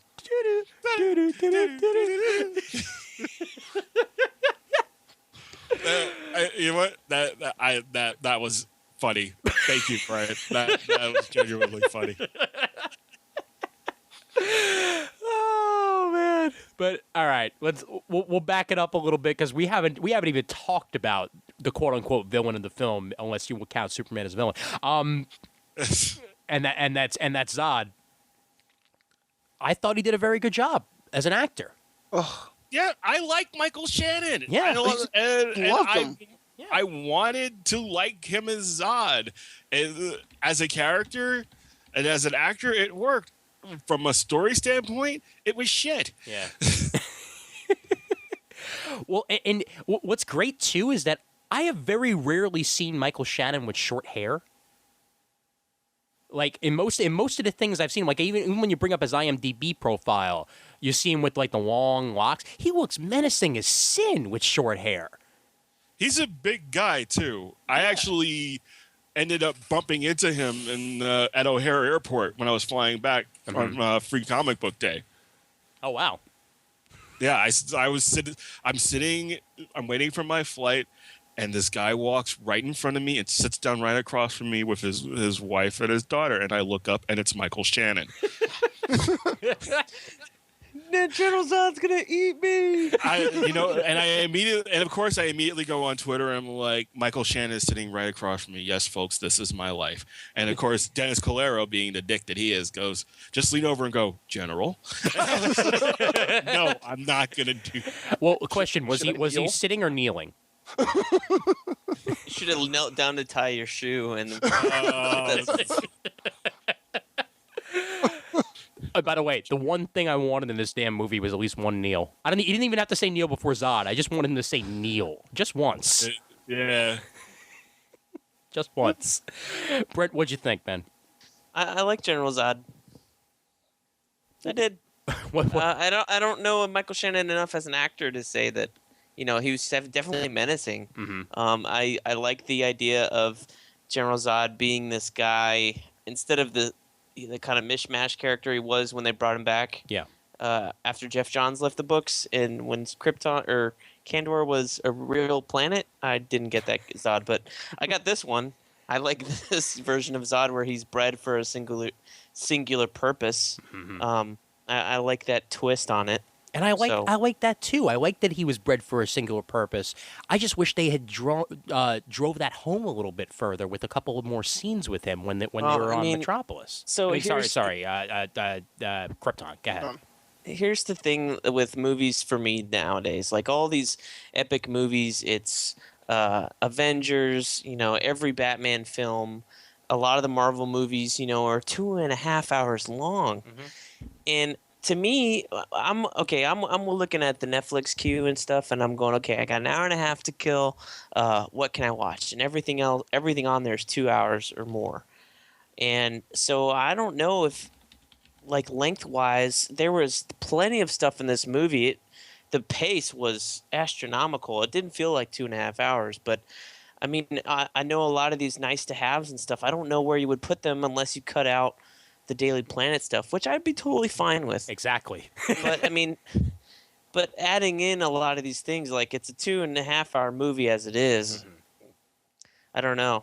I don't know where you, and this is not a complaint about this movie in particular, but in all of the epic blockbuster movies, it seems like 2.5 hours are the new norm. Yeah. I can get Lord of the Rings. There's a lot in there. That's fine with me. I expect it. But out of a first movie in a trilogy, Superman, 2.5 hours is pushing it for me. And I'd like to see them cut it back a little bit. I'd like to get to a nice, tight 90-minute superhero movie every once in a while. How long was Avengers? 2.5. It was 2.5? Wow. Yeah. That was a fast Maybe 2.5. a few minutes shy. Yeah. No, it felt slow for me. Yeah. Avengers after the like the whole helicarrier part. Mm-hmm. Right after that, kind of slowed down for me. Okay. But that's a different movie. Yeah. And you next time you have time on Netflix, just watch Trading Places and Coming to America. Oh, shot in Philadelphia. Yep. It's true. But no, both those movies. Watch Trading Places first because there's a joke in Coming to America you won't get unless you watch Trading Places. Okay. Roger. Oh my God, there is. Yeah. Yeah, once you watch one, yeah, no, dude, trust me, it's back when Eddie Murphy didn't suck. Before Pluto Nash, gotcha. Yes, exactly. Tower Heist. No one saw that movie. I liked him in there. I hear he's actually not that bad in there. Yeah. He made another movie. And it's a Brett Ratner movie. Don't hate on it right away. Okay, just watch it. Hey, Hey, I'm fine. Ratner should have done Superman Returns. It's fine. It's fine. Oh, I'm going to hurt you Wow. the next time I see you, Ian. Hey, Wow, hey, that's a you cool know as well as I do, Jamal, that trade should have never been made. All right. We probably would have wound up with a better X-Men 3 and actually probably even a better Superman Returns. You had they would have made that not trade. gotten a Donner fuckfest. Yes, Mm. that is true. No, we would have gotten a shitty Superman flyby script that J.J. Abrams wrote. Maybe a giant mechanical spider. Yeah. Time out. Hold on. Time out. Lex Luthor actually a Kryptonian in disguise. Was that during the Ratner time? I thought that was before. Yes, it that. was. No, Yeah. that was during the Ratner. Oh, that was damn. the Ratner script. Youch. But didn't they also throw that out while Ratner was still on the movie? I don't think so. I think because I think the line of succession was Ratner, McGee, then Bryan Singer. Okay. All right. Gotcha. Yeah, right. And then McGee backed out because he didn't want to fly, Right. which is incredibly ironic. How do you work in the movie industry and not want to fly, McGee? Really. What the fuck? Well, have you seen any of his shows or movies? Really? McGee, yeah, Supernatural. Terminator Salvation. Fastlane. Remember that shit? Remember that show? Oh, God, Fastlane. Yeah, Yeah, I saw a couple yeah. episodes of Fastlane back in the day. Mhm. Exactly. Yeah, that's why. Hey, he's executive producer of Supernatural. Supernatural doesn't suck. All right. Oh yeah. Feora. Amazing. Yes. Loved her. Absolutely loved her. Wish she had Vegeta. more lines. Really? She didn't have Vegeta's hair in the first part. It was up. She had an updo. She came to Earth and then had a downdo. Well, question. Feora, is she an established character or was she new? Yeah, she's an established Superman character. Okay. All right. So she was Ursa? Yes, actually. Okay. Ursa and Non were in the comics were originally Feora and Excel, or I forget the Quexel, or I forget what the male character's name was. Gotcha. Uh, Okay. Yeah. Yeah, no, because she was a very strong presence in this movie. I felt that she was a great second in command for Jor-El. I mean, sorry, not for Jor-El, for Zod. And I actually felt she was menacing, which was important for me. You The know, only thing she didn't do was refer to him as Kakarot. well, it's been said before that Dragon Ball Z is based on Superman. that is true. Yes, Oh, it's the Monkey King. Oh, it's a Monkey King too. Monkey King, but yes.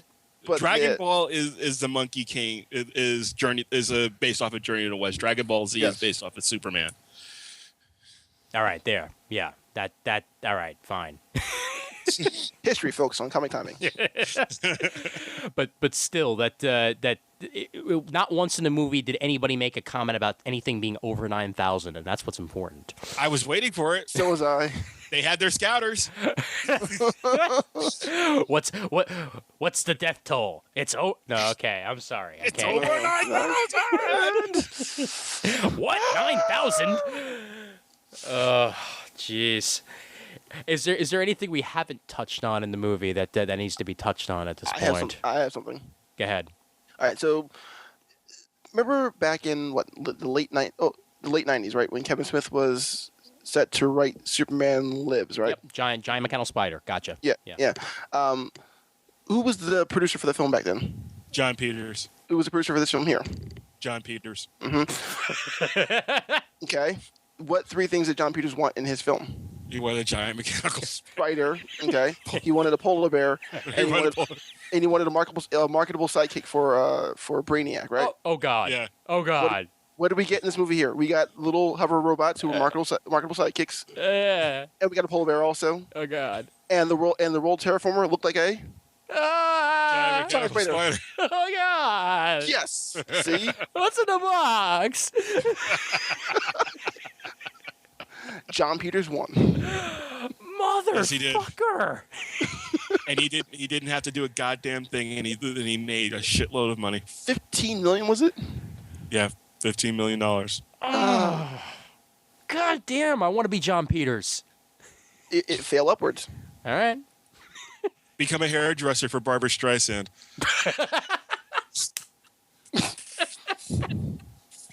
Fuck! I've forgotten that's how his life started. That,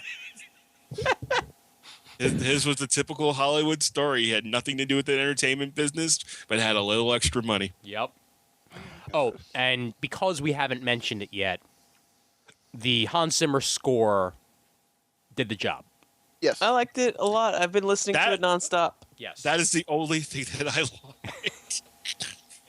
And like the worst part of it is like, all right, like Jamal was happy enough to give us both Raph and me a ride back from Super Show once it concluded, and we're in the car, we're having our typical nerd conversations, like fuck man, if I had held up a recorder, we'd have a 4-hour episode of Comic Timing right there. Right. But when we're in the car, Jamal's telling me, I got a pretty decent, hopes for this movie. Like things are looking good. I've heard some things here and there. Blah, blah, blah. I'm like, all right, yeah, no, maybe. I mean, the trailers don't look too bad after that first one that was a piece of crap.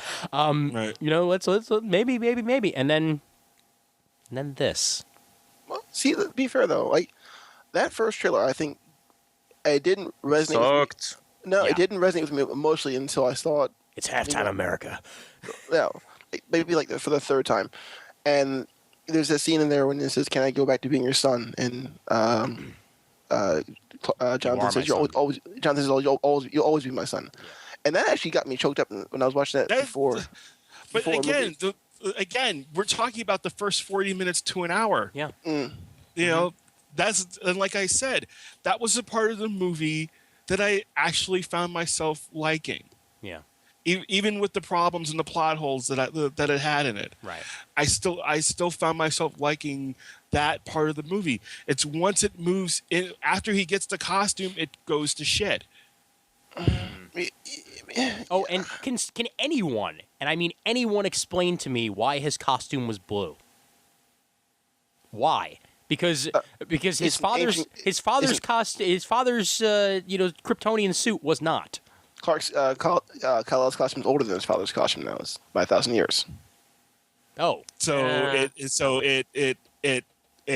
It's aging that caused the indestructible material to go from black to blue. I got nothing really. No. It's fancy. That's all I know. It's fancy. It's blue because blue is the color of hope. Well, okay. Now here's we could go into like all the inconsistencies and the logic problems and plot holes and Clunky dialogue. There's one thing that that really bugged me. That really bugged the shit out of me, which is it's an inconsistency more than anything else. Which is they established very early on in the Genesis arc that Kryptonian technology can actually hurt him. But they also established that his entire costume is indestructible. Right. Why does General Zod's cape burn, but Superman's doesn't? If it's the same material. Because Zod got his at a Kryptonian 99-cent store. Gotta watch those flammable... I mean, really, like it's the difference between having a Louis Vuitton and having an Old Navy. Like it's just as simple as that. Don't go cheap on your Kryptonian costumes. If you want the best, you go to Jor-El's and Krypton. Oh my God! Now I really three convenient locations in Kandor, Argo City, and Vaslo Island. Call 555.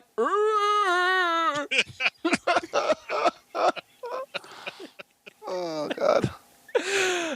Now I really want a version of the Superman story where Jor-El is a tailor.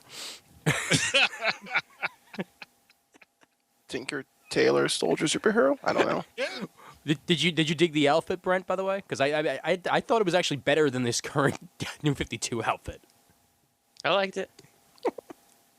Better or worse than New 52? About the same.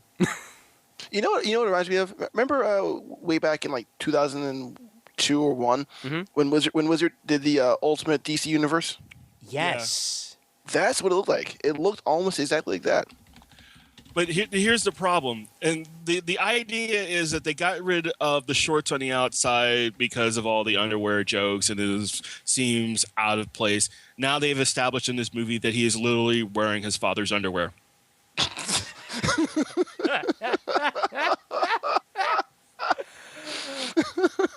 Oh, holy crap. Oh, God damn it.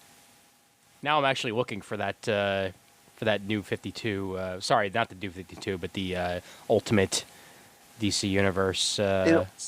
I do. I have to say, I do kind of like the Man of Steel outfit a lot better than the New 52 costume. The New 52 costume it just bothers the hell out of me. I love the color palette for the costume. Actually, though. I think it works a little bit better. That the colors are a little more understated and not so vibrant. I guess and actually it does play into the color palette that used to shoot the film. There's more of a tinted bluish hue to the film. I liked that it was blue and red and not a really bright blue and a brown like Superman Returns. Right. It wasn't brown, it was red. It was burgundy. Dark red. It just Maroon. the Superman Returns, like I get it. I get that it doesn't have to be super duper bright. That's fine with me. I've never had a problem with that in any of these superhero movies. Yeah. Even though Spider-Man went balls out, and I'm proud of them for that. With the bright blue and red. If it's blue and red and you shoot the film on a certain film stock and it darkens it, and that's why the colors are muted, that's fine with me. But don't give me the Superman Returns super baby blue and the dark red. With the tiny little S also. Ugh. I don't care about that, but I mean that to me was a more abhorrent color scheme than this one. And I know a lot of people were, shitting on the. I like that word this episode. I don't know why. But when they first revealed the costume, there were still a lot of complaints that it's not bright blue, bright red. Mm-hmm. But I think it was still a better representation of the Superman costume than Superman Returns gave us. I agree with that. Yeah, no, because I mean the Superman Returns costume just it kind of felt like a costume you would get at a Halloween shop. Like it didn't feel like it was. It just didn't feel right for the character at all. Like it just felt like someone who was playing dress up with that really, really small S. Yeah, that bothered me. That bothered me in that movie too. Yeah, I just posted into the chat, by the way, what the Ultimate Superman looked like back in that Wizard issue, with Ken Lashley art, and yeah, no, it's funny how Similar? much of it is similar. Yeah, Yeah, I mean, take away the red.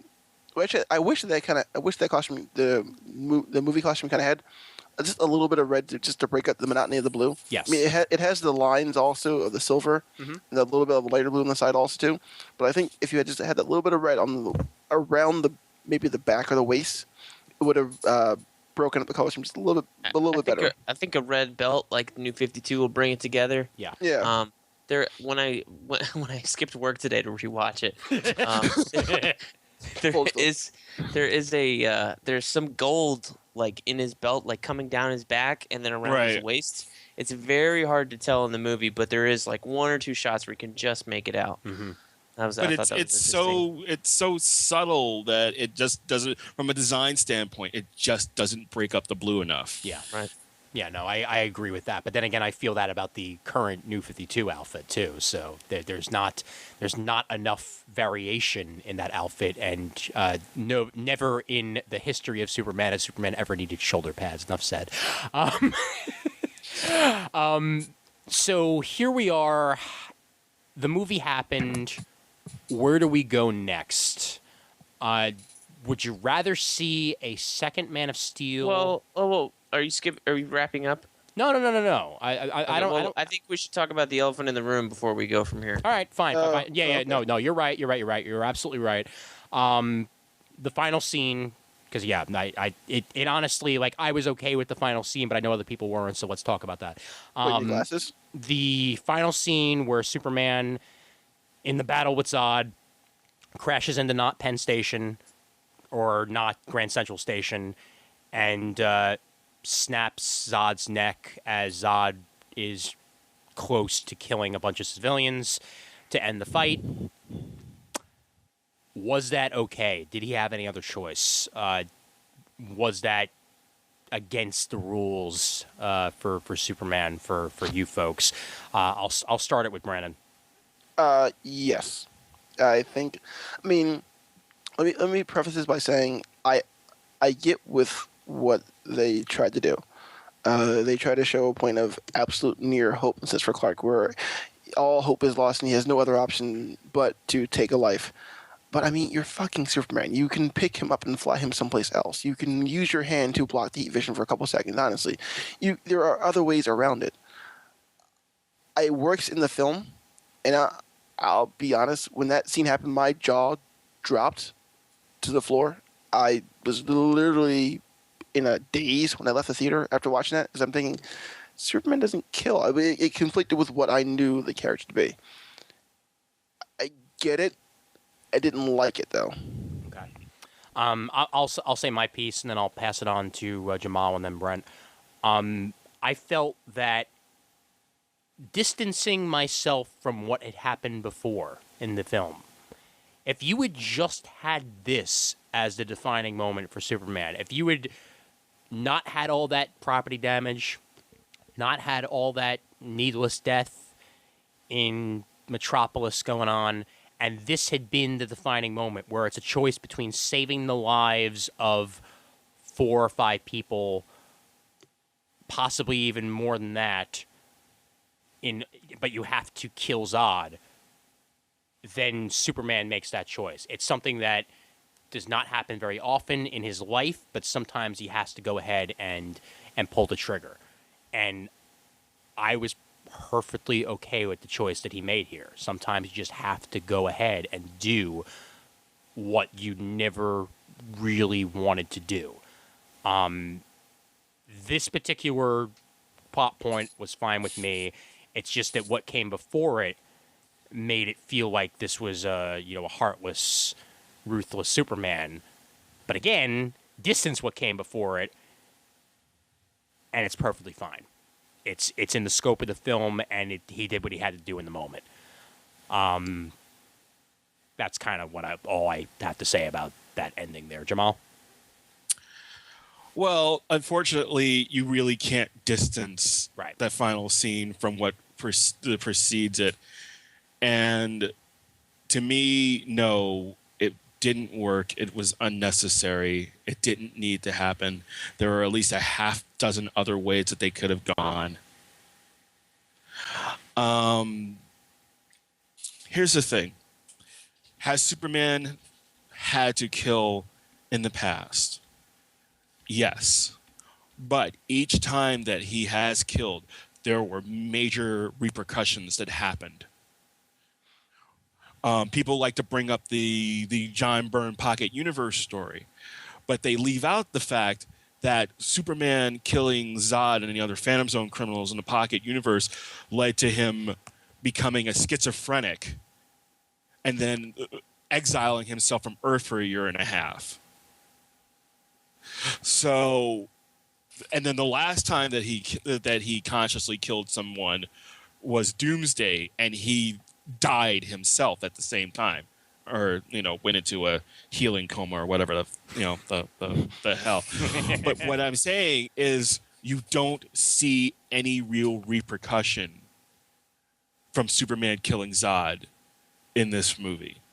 He just suddenly, he's laughing it up at the Daily Planet and dropping $12 million drones from the sky, and and I already said what my reaction was, when I saw it in the theater, was literally, what the fuck? Because to me, Superman doesn't kill. That should be there was no reason that he had to kill Zod. There was no reason that he couldn't have knocked him out long enough to jerry rig a containment unit using one of the pods that were left over on the Genesis Ark, which wasn't completely destroyed when it landed in Metropolis Bay. Super speed. Learn how to build a Phantom Zone projector. Boom! Send Zod to the Phantom Zone. There are so many other things that they could have done, and it was cheap. It was lazy. It was probably the least creative thing that they could have done, and they went ahead and did it because for shock value or for whatever. I mean, this was to Christopher Nolan's credit, he did not want to do this ending. This was something that Goyer and Snyder pushed to Warner Brothers directly, and Warner Brothers said, "Go for it." Wow. Didn't actually know that. Yeah, he did an interview that was going around like the week right after the movie came out. Mm-hmm.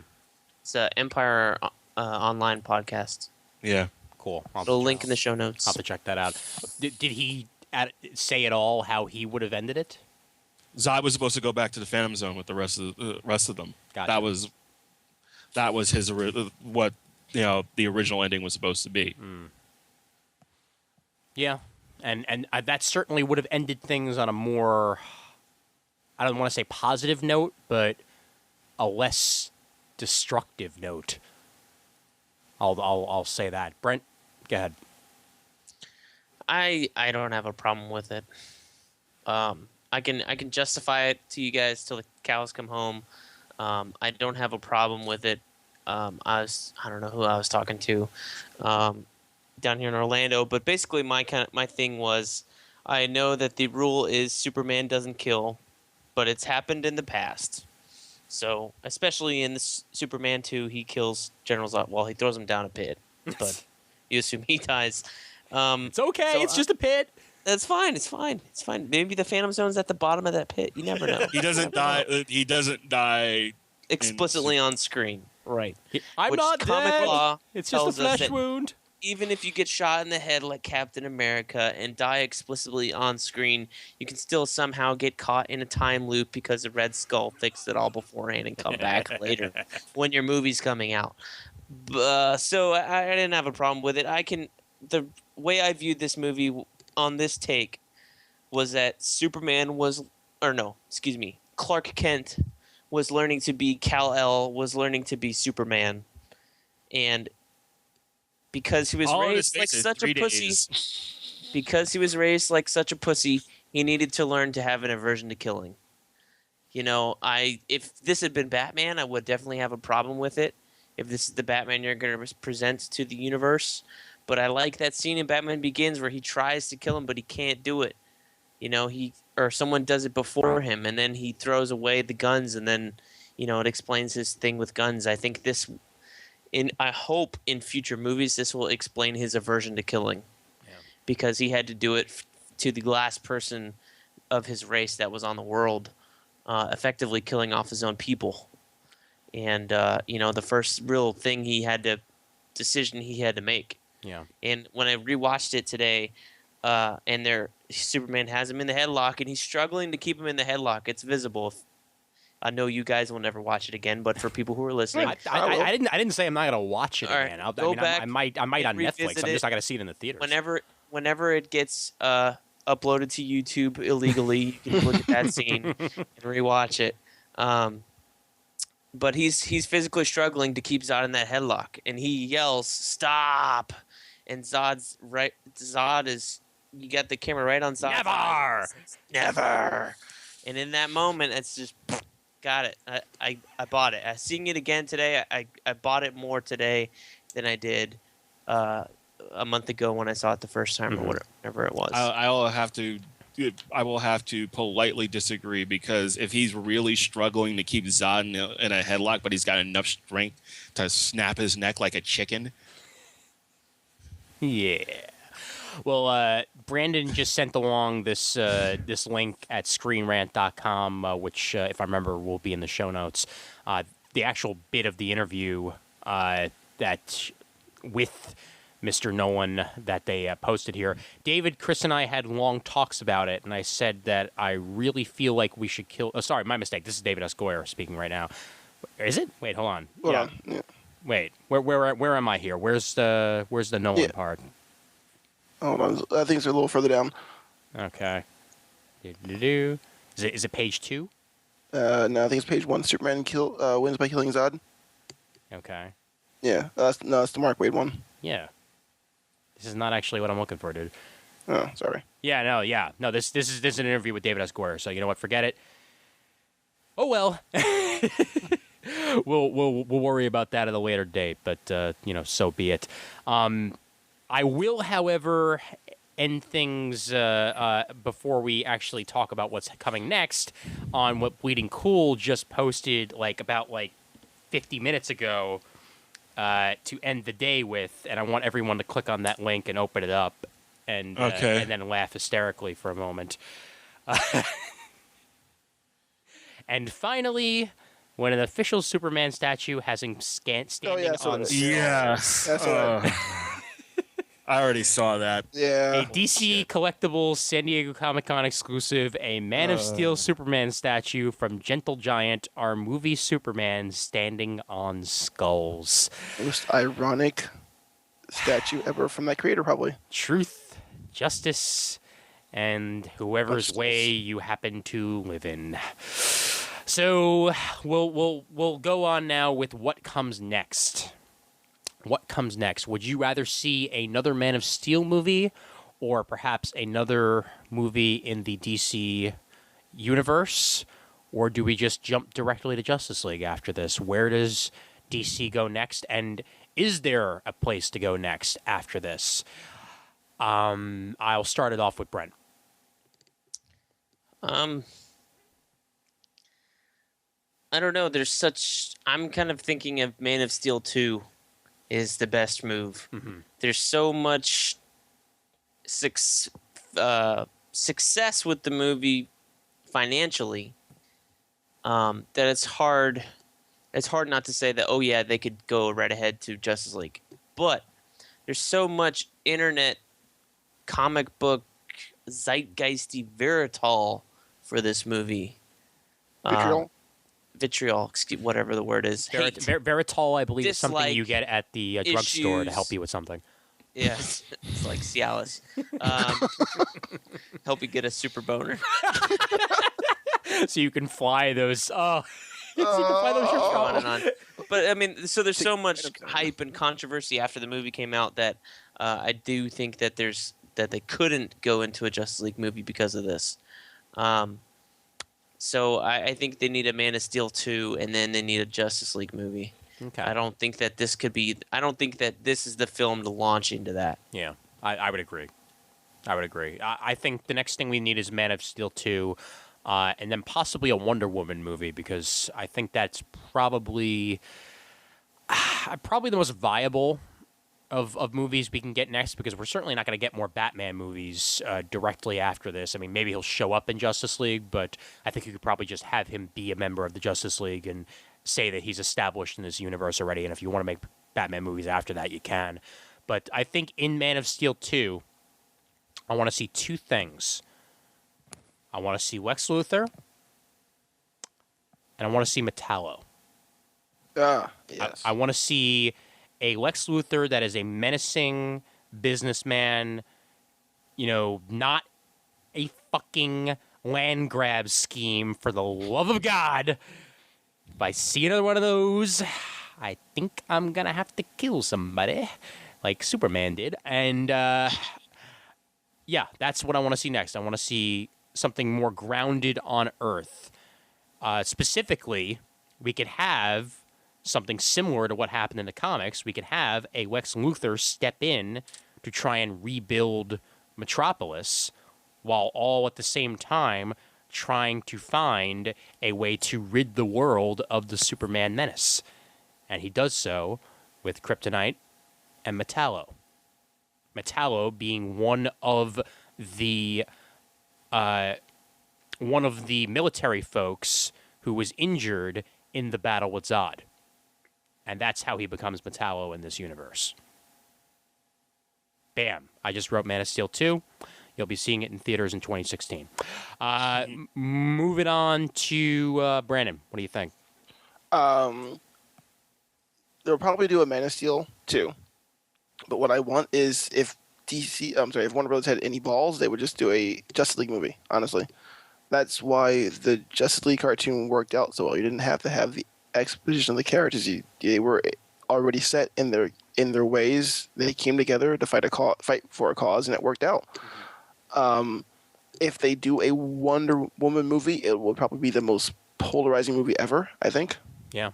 Because it's gonna, the way they do it will have to be done really delicately. because either she'll be a completely pro-feminism figure, which will be praised, or she'll be a pastiche of the character that we all know, and it could go the way of another Green Lantern, unfortunately. Here's where I kind of think that DC needs to figure its shit out. They need a guy like Kevin Feige to mesh it all together. They need a movie guy They had that guy. to mesh it all together. Obviously, David Goyer is not this guy. Yeah. Chris No. Nolan is not this guy, and Jeff Johns proved with Green Lantern. Even I don't know when he came on during the process as chief creative officer of DC Entertainment or whatever. Maybe it was before, after, or during, but it's pretty clear from the end of that movie that he might not be that guy either. But they need a guy to just focus on building their universe if this is what they want to do. And they need that guy to figure it out. And they need that guy to do something similar to what Marvel's doing, that Marvel uses their psychotic writer brain trust to have input on the Marvel movies. Bendis, Fraction, Brubaker, Hickman, all those guys had input on Avengers, Iron Man, all of the Marvel movies since Iron Man 1, at least, or 2, have been putting input on the scripts and saying this is who the character is and briefing the filmmakers that get chosen and then giving input on scripts and stuff like that. It's very clear that Marvel is using their comic book talent to make their movies better, not just for the fans, but for everybody overall. Yeah. Because those guys know the story, they know the characters. Now, whether you want to argue that DC has any talent in their stable left to do that, that's a different story. They let Jamal Igle go, so I don't know what's happening there. That's all I'll say. I know he chose to leave, and I'm so glad he did because he had time to do this wonderful Molly Danger book, which I can't wait to read and hold in my hands, even though I got the PDF today. Oh, and by the way, we need a Wonder Woman movie written by Gail Simone and Yes. directed by Patty Jenkins. Yes. Yeah. Patty Yes, Jenkins, she left Thor 2. Let's see what she could do with DC and Wonder Woman. But I think that's what they need. Is they need a Kevin Feige guy and a brain trust. Yeah. Right. well, they had that guy actually. They had Lorenzo de Bonaventure back in the '90s. He wanted And to, they let him go. and they let him go. And he wanted to start making comic book movies years before Marvel ever thought of it. This is when Marvel was still in their bankruptcy stage. He wanted to capitalize on those DC properties and make movies on them. He wanted to do a Justice League movie, but they let him go. And now where's Bonaventure now? He's working with Hasbro and Paramount now, making bank on those movies now. Yep. New Transformers ride. Yeah, the thing is, the Yeah. not DC, Marvel, Warner Brothers, is it, I really can't say yes or no to this, but Jamal, maybe you can give some insight. Warner Brothers doesn't really care for DC Comics because they already have the properties. Is that correct? No, that is not true. Actually, what happened when they restructured DC into DC Entertainment, it actually became closer to Warner. What happened originally, when Paul Levitz was running the company, Warner DC actually entered to Warner's research and development division. Once the restructuring happened, it actually moved over to the film division. So that's why there's no longer DC Direct as DC Collectibles, because the collectibles are being produced by Warner Consumer Products. So everything is actually tied much closer to Warner Brothers than it used to be. Okay. That's what I figured. Yeah. I mean, that's why you restructure. Yeah. Right. Yeah. But Jamal, what do you want to see next? I think there definitely has to be a Man of Steel 2 at this point, because you can't get to Justice League without a Man of Steel 2. But if anybody wants to read my thoughts on what the Justice League movie should be, you can go over to my Tumblr, and I have it posted there. It's jamaligle.tumblr.com. And I basically spent part of last night and a good portion of this morning writing my pitch for a Justice League movie. Nice. Well, before we entirely wrap up, I'm going to play a clip real quick here of how the Superman movie should have ended, how Man of Steel should have ended, or how quite possibly Justice League should have ended or will end. And I'm going to play that, and then we can get up into our wrap-ups. Can't you see that it's hopeless?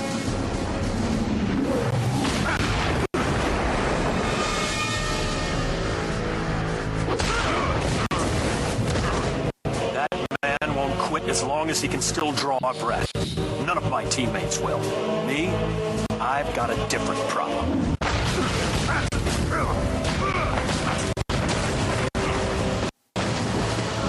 I feel like I live in a world made of cardboard, always taking constant care not to break someone. Never allowing myself to lose control, even for a moment, or someone could die.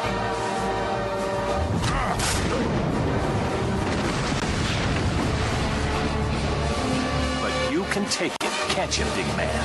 What we have here is a rare opportunity for me to cut loose and show you just how powerful I really am.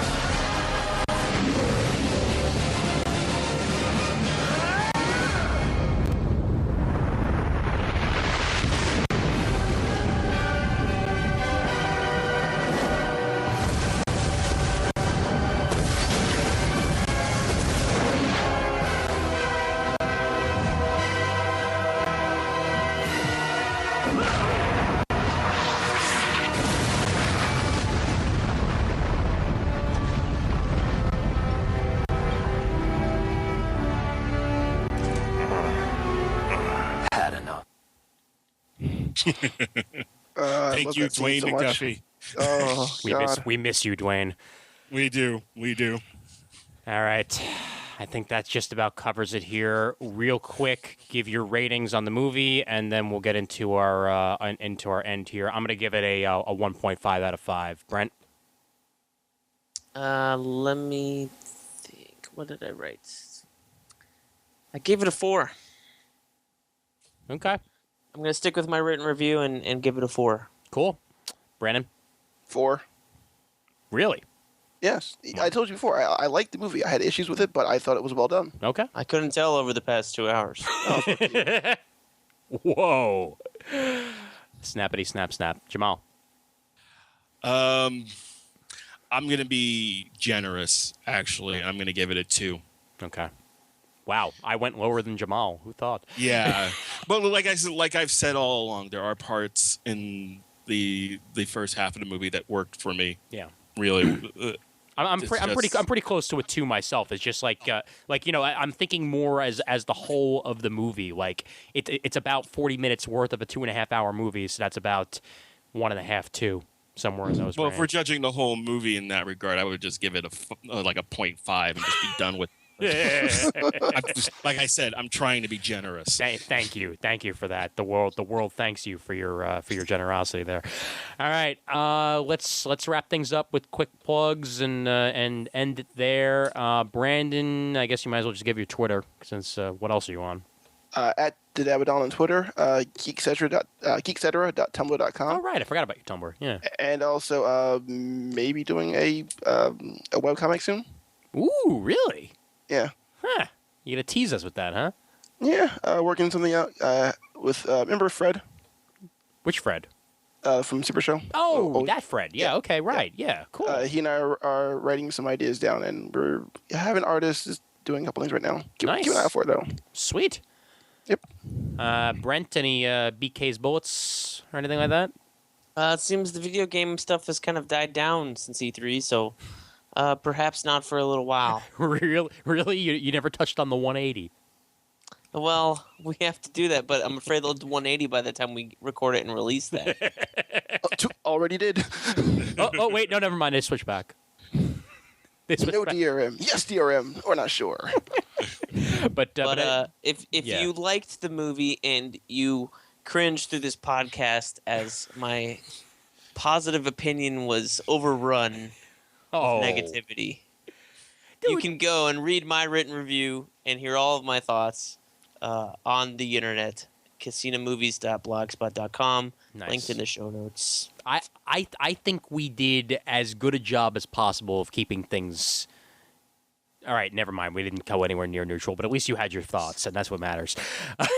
That's why I wrote them down right away when I saw it, because I figured something like this would happen. Nice. Well, look, man. To shreds. Hey. Like I said, It's all just like we said with Iron Man 3. You know, if you didn't like it, you didn't like it. Whatever. It's all movies, but that doesn't make opinions any less valid than they are. And I'm glad that your opinion was positive.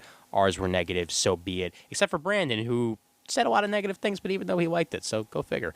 Look, you can like something and be critical of it. Honestly. I know, dude. I know. All right, and Jamal, you got a lot of stuff in the can, so Yeah, I got a lot of stuff coming up. Okay, so got G.I. Joe #6, which is coming out in July. Molly Danger, which is coming out in September, and Black Dynamite for IDW, doing a Black Dynamite miniseries with Sal Buscema on inks. Hells for yeah. IDW. Dynamite. So that'll be out in September as well. Is this more based on the movie or based on the animated?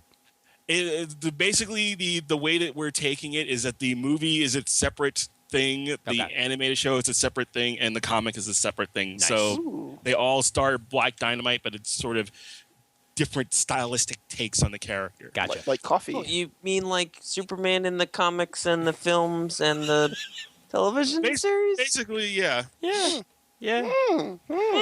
Interesting. But it's written by one of the people involved with the movie. So Nice. Sweet. Ooh, stab again. And what else? We cut you off there. Oh, and if you want to keep up with everything that is happening with me, let's see. You can find me everywhere in social media as Jamal Eigel. I don't have any fancy screen names or anything, but you can also still pre-order Molly Danger from DCBS Discount Comic Book Service. You can also order it now. It's available for pre-order on Amazon and Amazon UK for our United Kingdom friends and those people who are forced to order from Amazon UK because their country does not, have anything. And I've been to those parts of the world. Yep. Luxembourg, we're looking at you. Yeah. So Did I see correctly that it's also for pre-order on Barnes and Noble? Well, either that just leaves people with even more options to get their hands on Molly Danger. So that's what's important. Exactly. And we're trying to grow the brand as much as possible. So damn Skippy. Well, you can check me out at heehaw-ds9.tumblr.com for the reference that 3 people will get. That's my Tumblr account, and I am Sci-Fi on Twitter, of course, and all that shebang. But that's just about it here for the episode itself. Jamal, thanks for taking time out of your uber busy schedule for joining us here to rant some nerd stuff, and always a pleasure to have you on, my friend. Thanks. Thanks for having me, guys. It was a lot of fun. No problem. And Brandon, welcome back. We'll maybe have you on again, maybe. After this episode, probably not for a very long time. You're out there with Julian Lytle now. Oh. Hey! You can stand up for your convictions. In other words, you'll be back on whenever I fucking feel like it. And Vetoed. and Brent, you the man, and we'll talk Kick-Ass 2 sometime soon, probably. We should probably do an episode in between then. Yeah, probably a instead good of just idea. being movie review summer. Yeah, I know. Well, what? There's a lot of movies coming out. Like I want to talk about because I know I'm going to be seeing it the weekend it opens. The movie that some people are going to wind up saying is a flop, and I'm going to kick their ass for saying so. Pacific Rim. I'm there sweet. too. I'm So so in. Yeah. Oh, So in. yeah. My next movie. Yep. So we'll maybe talk about that and talk about some comics, and we got a whole bunch of shit to talk about. But that's what you do here at Comic Timing, and the email address for Comic Timing still happens to be comictiming@gmail.com. Check us out at Facebook at facebook.com/comictiming for all of your posts that Brent and I post along with other people. Make sure to check out Comic Book Laundry, now syndicated at Comic Timing and over at comicbooklaundry.com.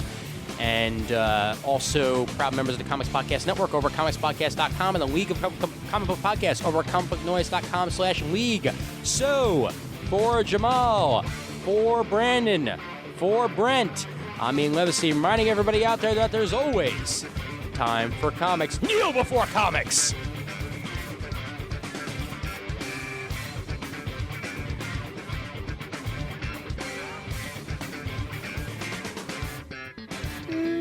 right. Wrong. All right. And we're out. Whew. Gentlemen, it has been a pleasure. It has. Thanks for having me. Oh, man. Thank you, man. I think we all got some shit off our chest there. Even Brent, who Yeah. liked it.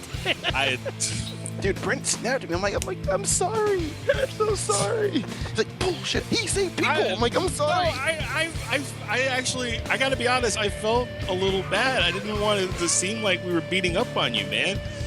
No, Liking the movie. honestly, I was getting a little fed up. I was like, I know. That's my 9/11 I can feel. and then I'm gonna say, sayonara, guys. I'm signing off. You can read my thoughts on the blog. Well, I'm glad you grounded us down with that, man. Actually, because a lot of my opinions probably do stem from that, you know, in some ways or the other. And I think that there's some serious shit that I think Hollywood in general needs to go back on and realize that you can't trivialize this shit anymore. You know? Yeah, I agree. Because you look at that scene where it's it's the aftermath, and it's not the ground. The Metropolis that part of Metropolis is a smoldering wreckage, and there's ash everywhere. It's just it felt like it was overkill. Yeah. I think. Yeah. And it just I'm with you. It fell flat for me after he killed Zod, and then we smash cut to the humorous joke zone drop. Yeah. of him being hot. That didn't work for me at all, and we didn't even get to the super lame flashback of Superman dressing up as Superman before there was a Superman. Oh God. For Christ's sake. If that had been a different set of parents and a different kid, Yeah. like someone being inspired by Superman, it would have worked for me. Worked, yeah. No, but they have to fucking show Jonathan Kent, and I'm like, wait a minute, now this is a flashback, and Mandy the whole time is kind of ruining the end of the movie for me. Like I'm trying to like it, I'm trying to enjoy it, Uh-huh. and even though the ending fell flat right there, and she's like, wait, how is he wearing a cape if he doesn't know that he has a cape? And how does this make sense? And I'm like, shh. Wait. Hold on. Did Mandy like it? Did Mandy like the movie? She liked it, but not enough. She did not love it. She thought it was okay. All right. So she branded it. Yeah. Okay. All right. But good. her issues with it were not comic book issues. They were silly flashback issues. You know the entire reason they put that scene in with the kid, and you know this is all gonna be back matter on the episode anyways. People are gonna listen to it, so we Absolutely. might as well be good on it. But no, like they might as well have just flashed across the screen, Morrison, yeah, God, yes. with the freaking T-shirt and the red cape and everything. It's like, Oh. yeah, hi Grant, hi, this is for you, man. This pound, Where's his boots at? and hey, he had Crypto, the super dog, there with him too. No. Two different cryptos, two different Yeah. dogs. Yeah. I'm like, after all that bullshit with you saving your old speckly dog in the tornado, the next time we see Ma Kent, she's got a black and white dog. Like, obviously that dog didn't live very long because Clark Kent was fully grown. What's the fucking point? Did it have a limp? Like, you should have let that dog go. Get another one. All right, but can we talk about the messianic overkill? Really, the That messianic. one scene, I think, No, was the no. last one. Superman returned. Jesus. He's the No, it's not just one scene. It's two scenes actually. The one scene is after Jor-El goes, "You can save them all," and he falls back and He's he really does. got an issue with falling back out of the thing. No. It's the messianic pose. Honestly, that's the problem I have. Well, That, that's what I meant. So yes, you do. That was their homage to Bryan Singer. I mean, come on. Ryan Singer had that shot like 10 times. in this oh movie. God, that's what killed me. That's what killed that movie for me also too. I mean, part of me really wanted someone. I think someone did actually Photoshop eventually, like Jesus Returns, because that's what that movie felt like. And now, like even if he is Jewish in this movie, he's still got his Jesus. So because Jesus was Jewish, so go figure. Speaking of Jesus, well, he's not in it, but a great movie. This is the end. Worth your time. I need to see it. Yeah, It's I very want good. to see it. yeah. I want to see it. If not for the giant monster demon cock. Great image. Nice. I have Thursday, Friday, Saturday, and Sunday off, so I'm probably gonna pick one of them. But Corinne and I still haven't seen Star Trek Into Darkness yet, so It's okay. You don't have to. Oh, no, no, I have to. No. go see it. I enjoyed No, it. you don't understand. I have to. Aw, poor Leaving thing. Yes. Ugh. I mean, really, Jamal. I mean, like, come on. You just like getting yourself angry. Like, what the hell, man? No, you don't understand. You don't understand. My wife is a huge Star Trek fan. Nice. She is a Trekker. All right. I Well, then have to good. go see Good. Star You're both Trek going to be angry. You know what? I like the first one. Yeah, and guess Yeah, what? So so did did I. So did we. Wait. No, I don't want to hear anything. I don't. No. I don't want to hear it. All right. I don't want to know. All right. Go see it. All I'm saying is that Better Smooch Manga Book is in it, and that's all that matters. You know, Bendel. Ben, I think at one point Bendy strong. Bendy strong. He's Bendy strong cummerbund. Jamal, I just want to see your Facebook post after you see it. That's all. Yeah, just to read it. yeah. No, go. I put it up as a note. It's right on my Facebook. Well, and wait, you know what? Also, I want at least one person to make this GIF on Tumblr, and I really hope it happens eventually. Like what does the S stand for? Hope. And then as he's in the middle of saying hope, you just see Lex Luthor from Superman Returns and wrong.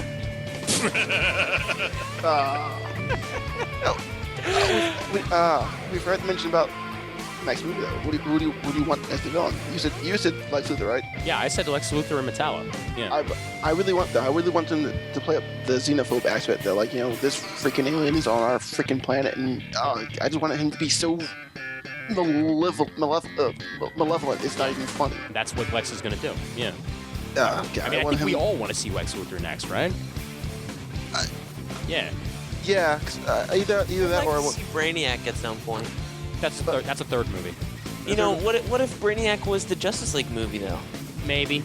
and they could fight the Brainiac drones, a la Jeff Johns' run, and Superman can fight the real Brainiac. And then Lex Luthor will wind up partially entwined with Brainiac, and then we'll have Justice League again, and it'll be great.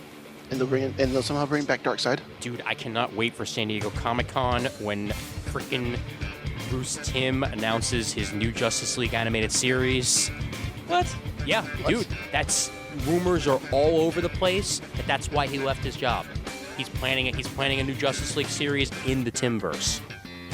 I liked hell outta here. Young Justice. What Yeah. was wrong with that? Nothing was Oh, wrong with it, nothing. but if we wind up with anything, Toy I'd sales, love to that's wind up what. with that. Yeah, Intel Toy toys. sales. Yeah, Toy sales. trust me, I know. In my store, there's still boxes of Young Justice stuff back there. Why didn't you buy them, Brandon? You could have saved the entire show. Let me go to every Toys R Us in the Tri-City area. Yeah. Yeah. Yeah. All right, if we don't shut up now, we're never going to. All right. Thanks, guys. Have a good night. Brent, I'll send Congrats, this. Jamal, on Molly Danger getting colored and sent out, buddy. Congrats. Thanks, man. Yeah, Congrats, Jamal. yeah. Can't wait, I can't wait to see both your and Juan's work, man, because you're both my buddies, so that's what matters. Yeah, no, all modesty aside, these guys kicked ass. Sweet. They the only person who fell apart in the end was me. So, Well, at least you had people to put you back together again. yeah.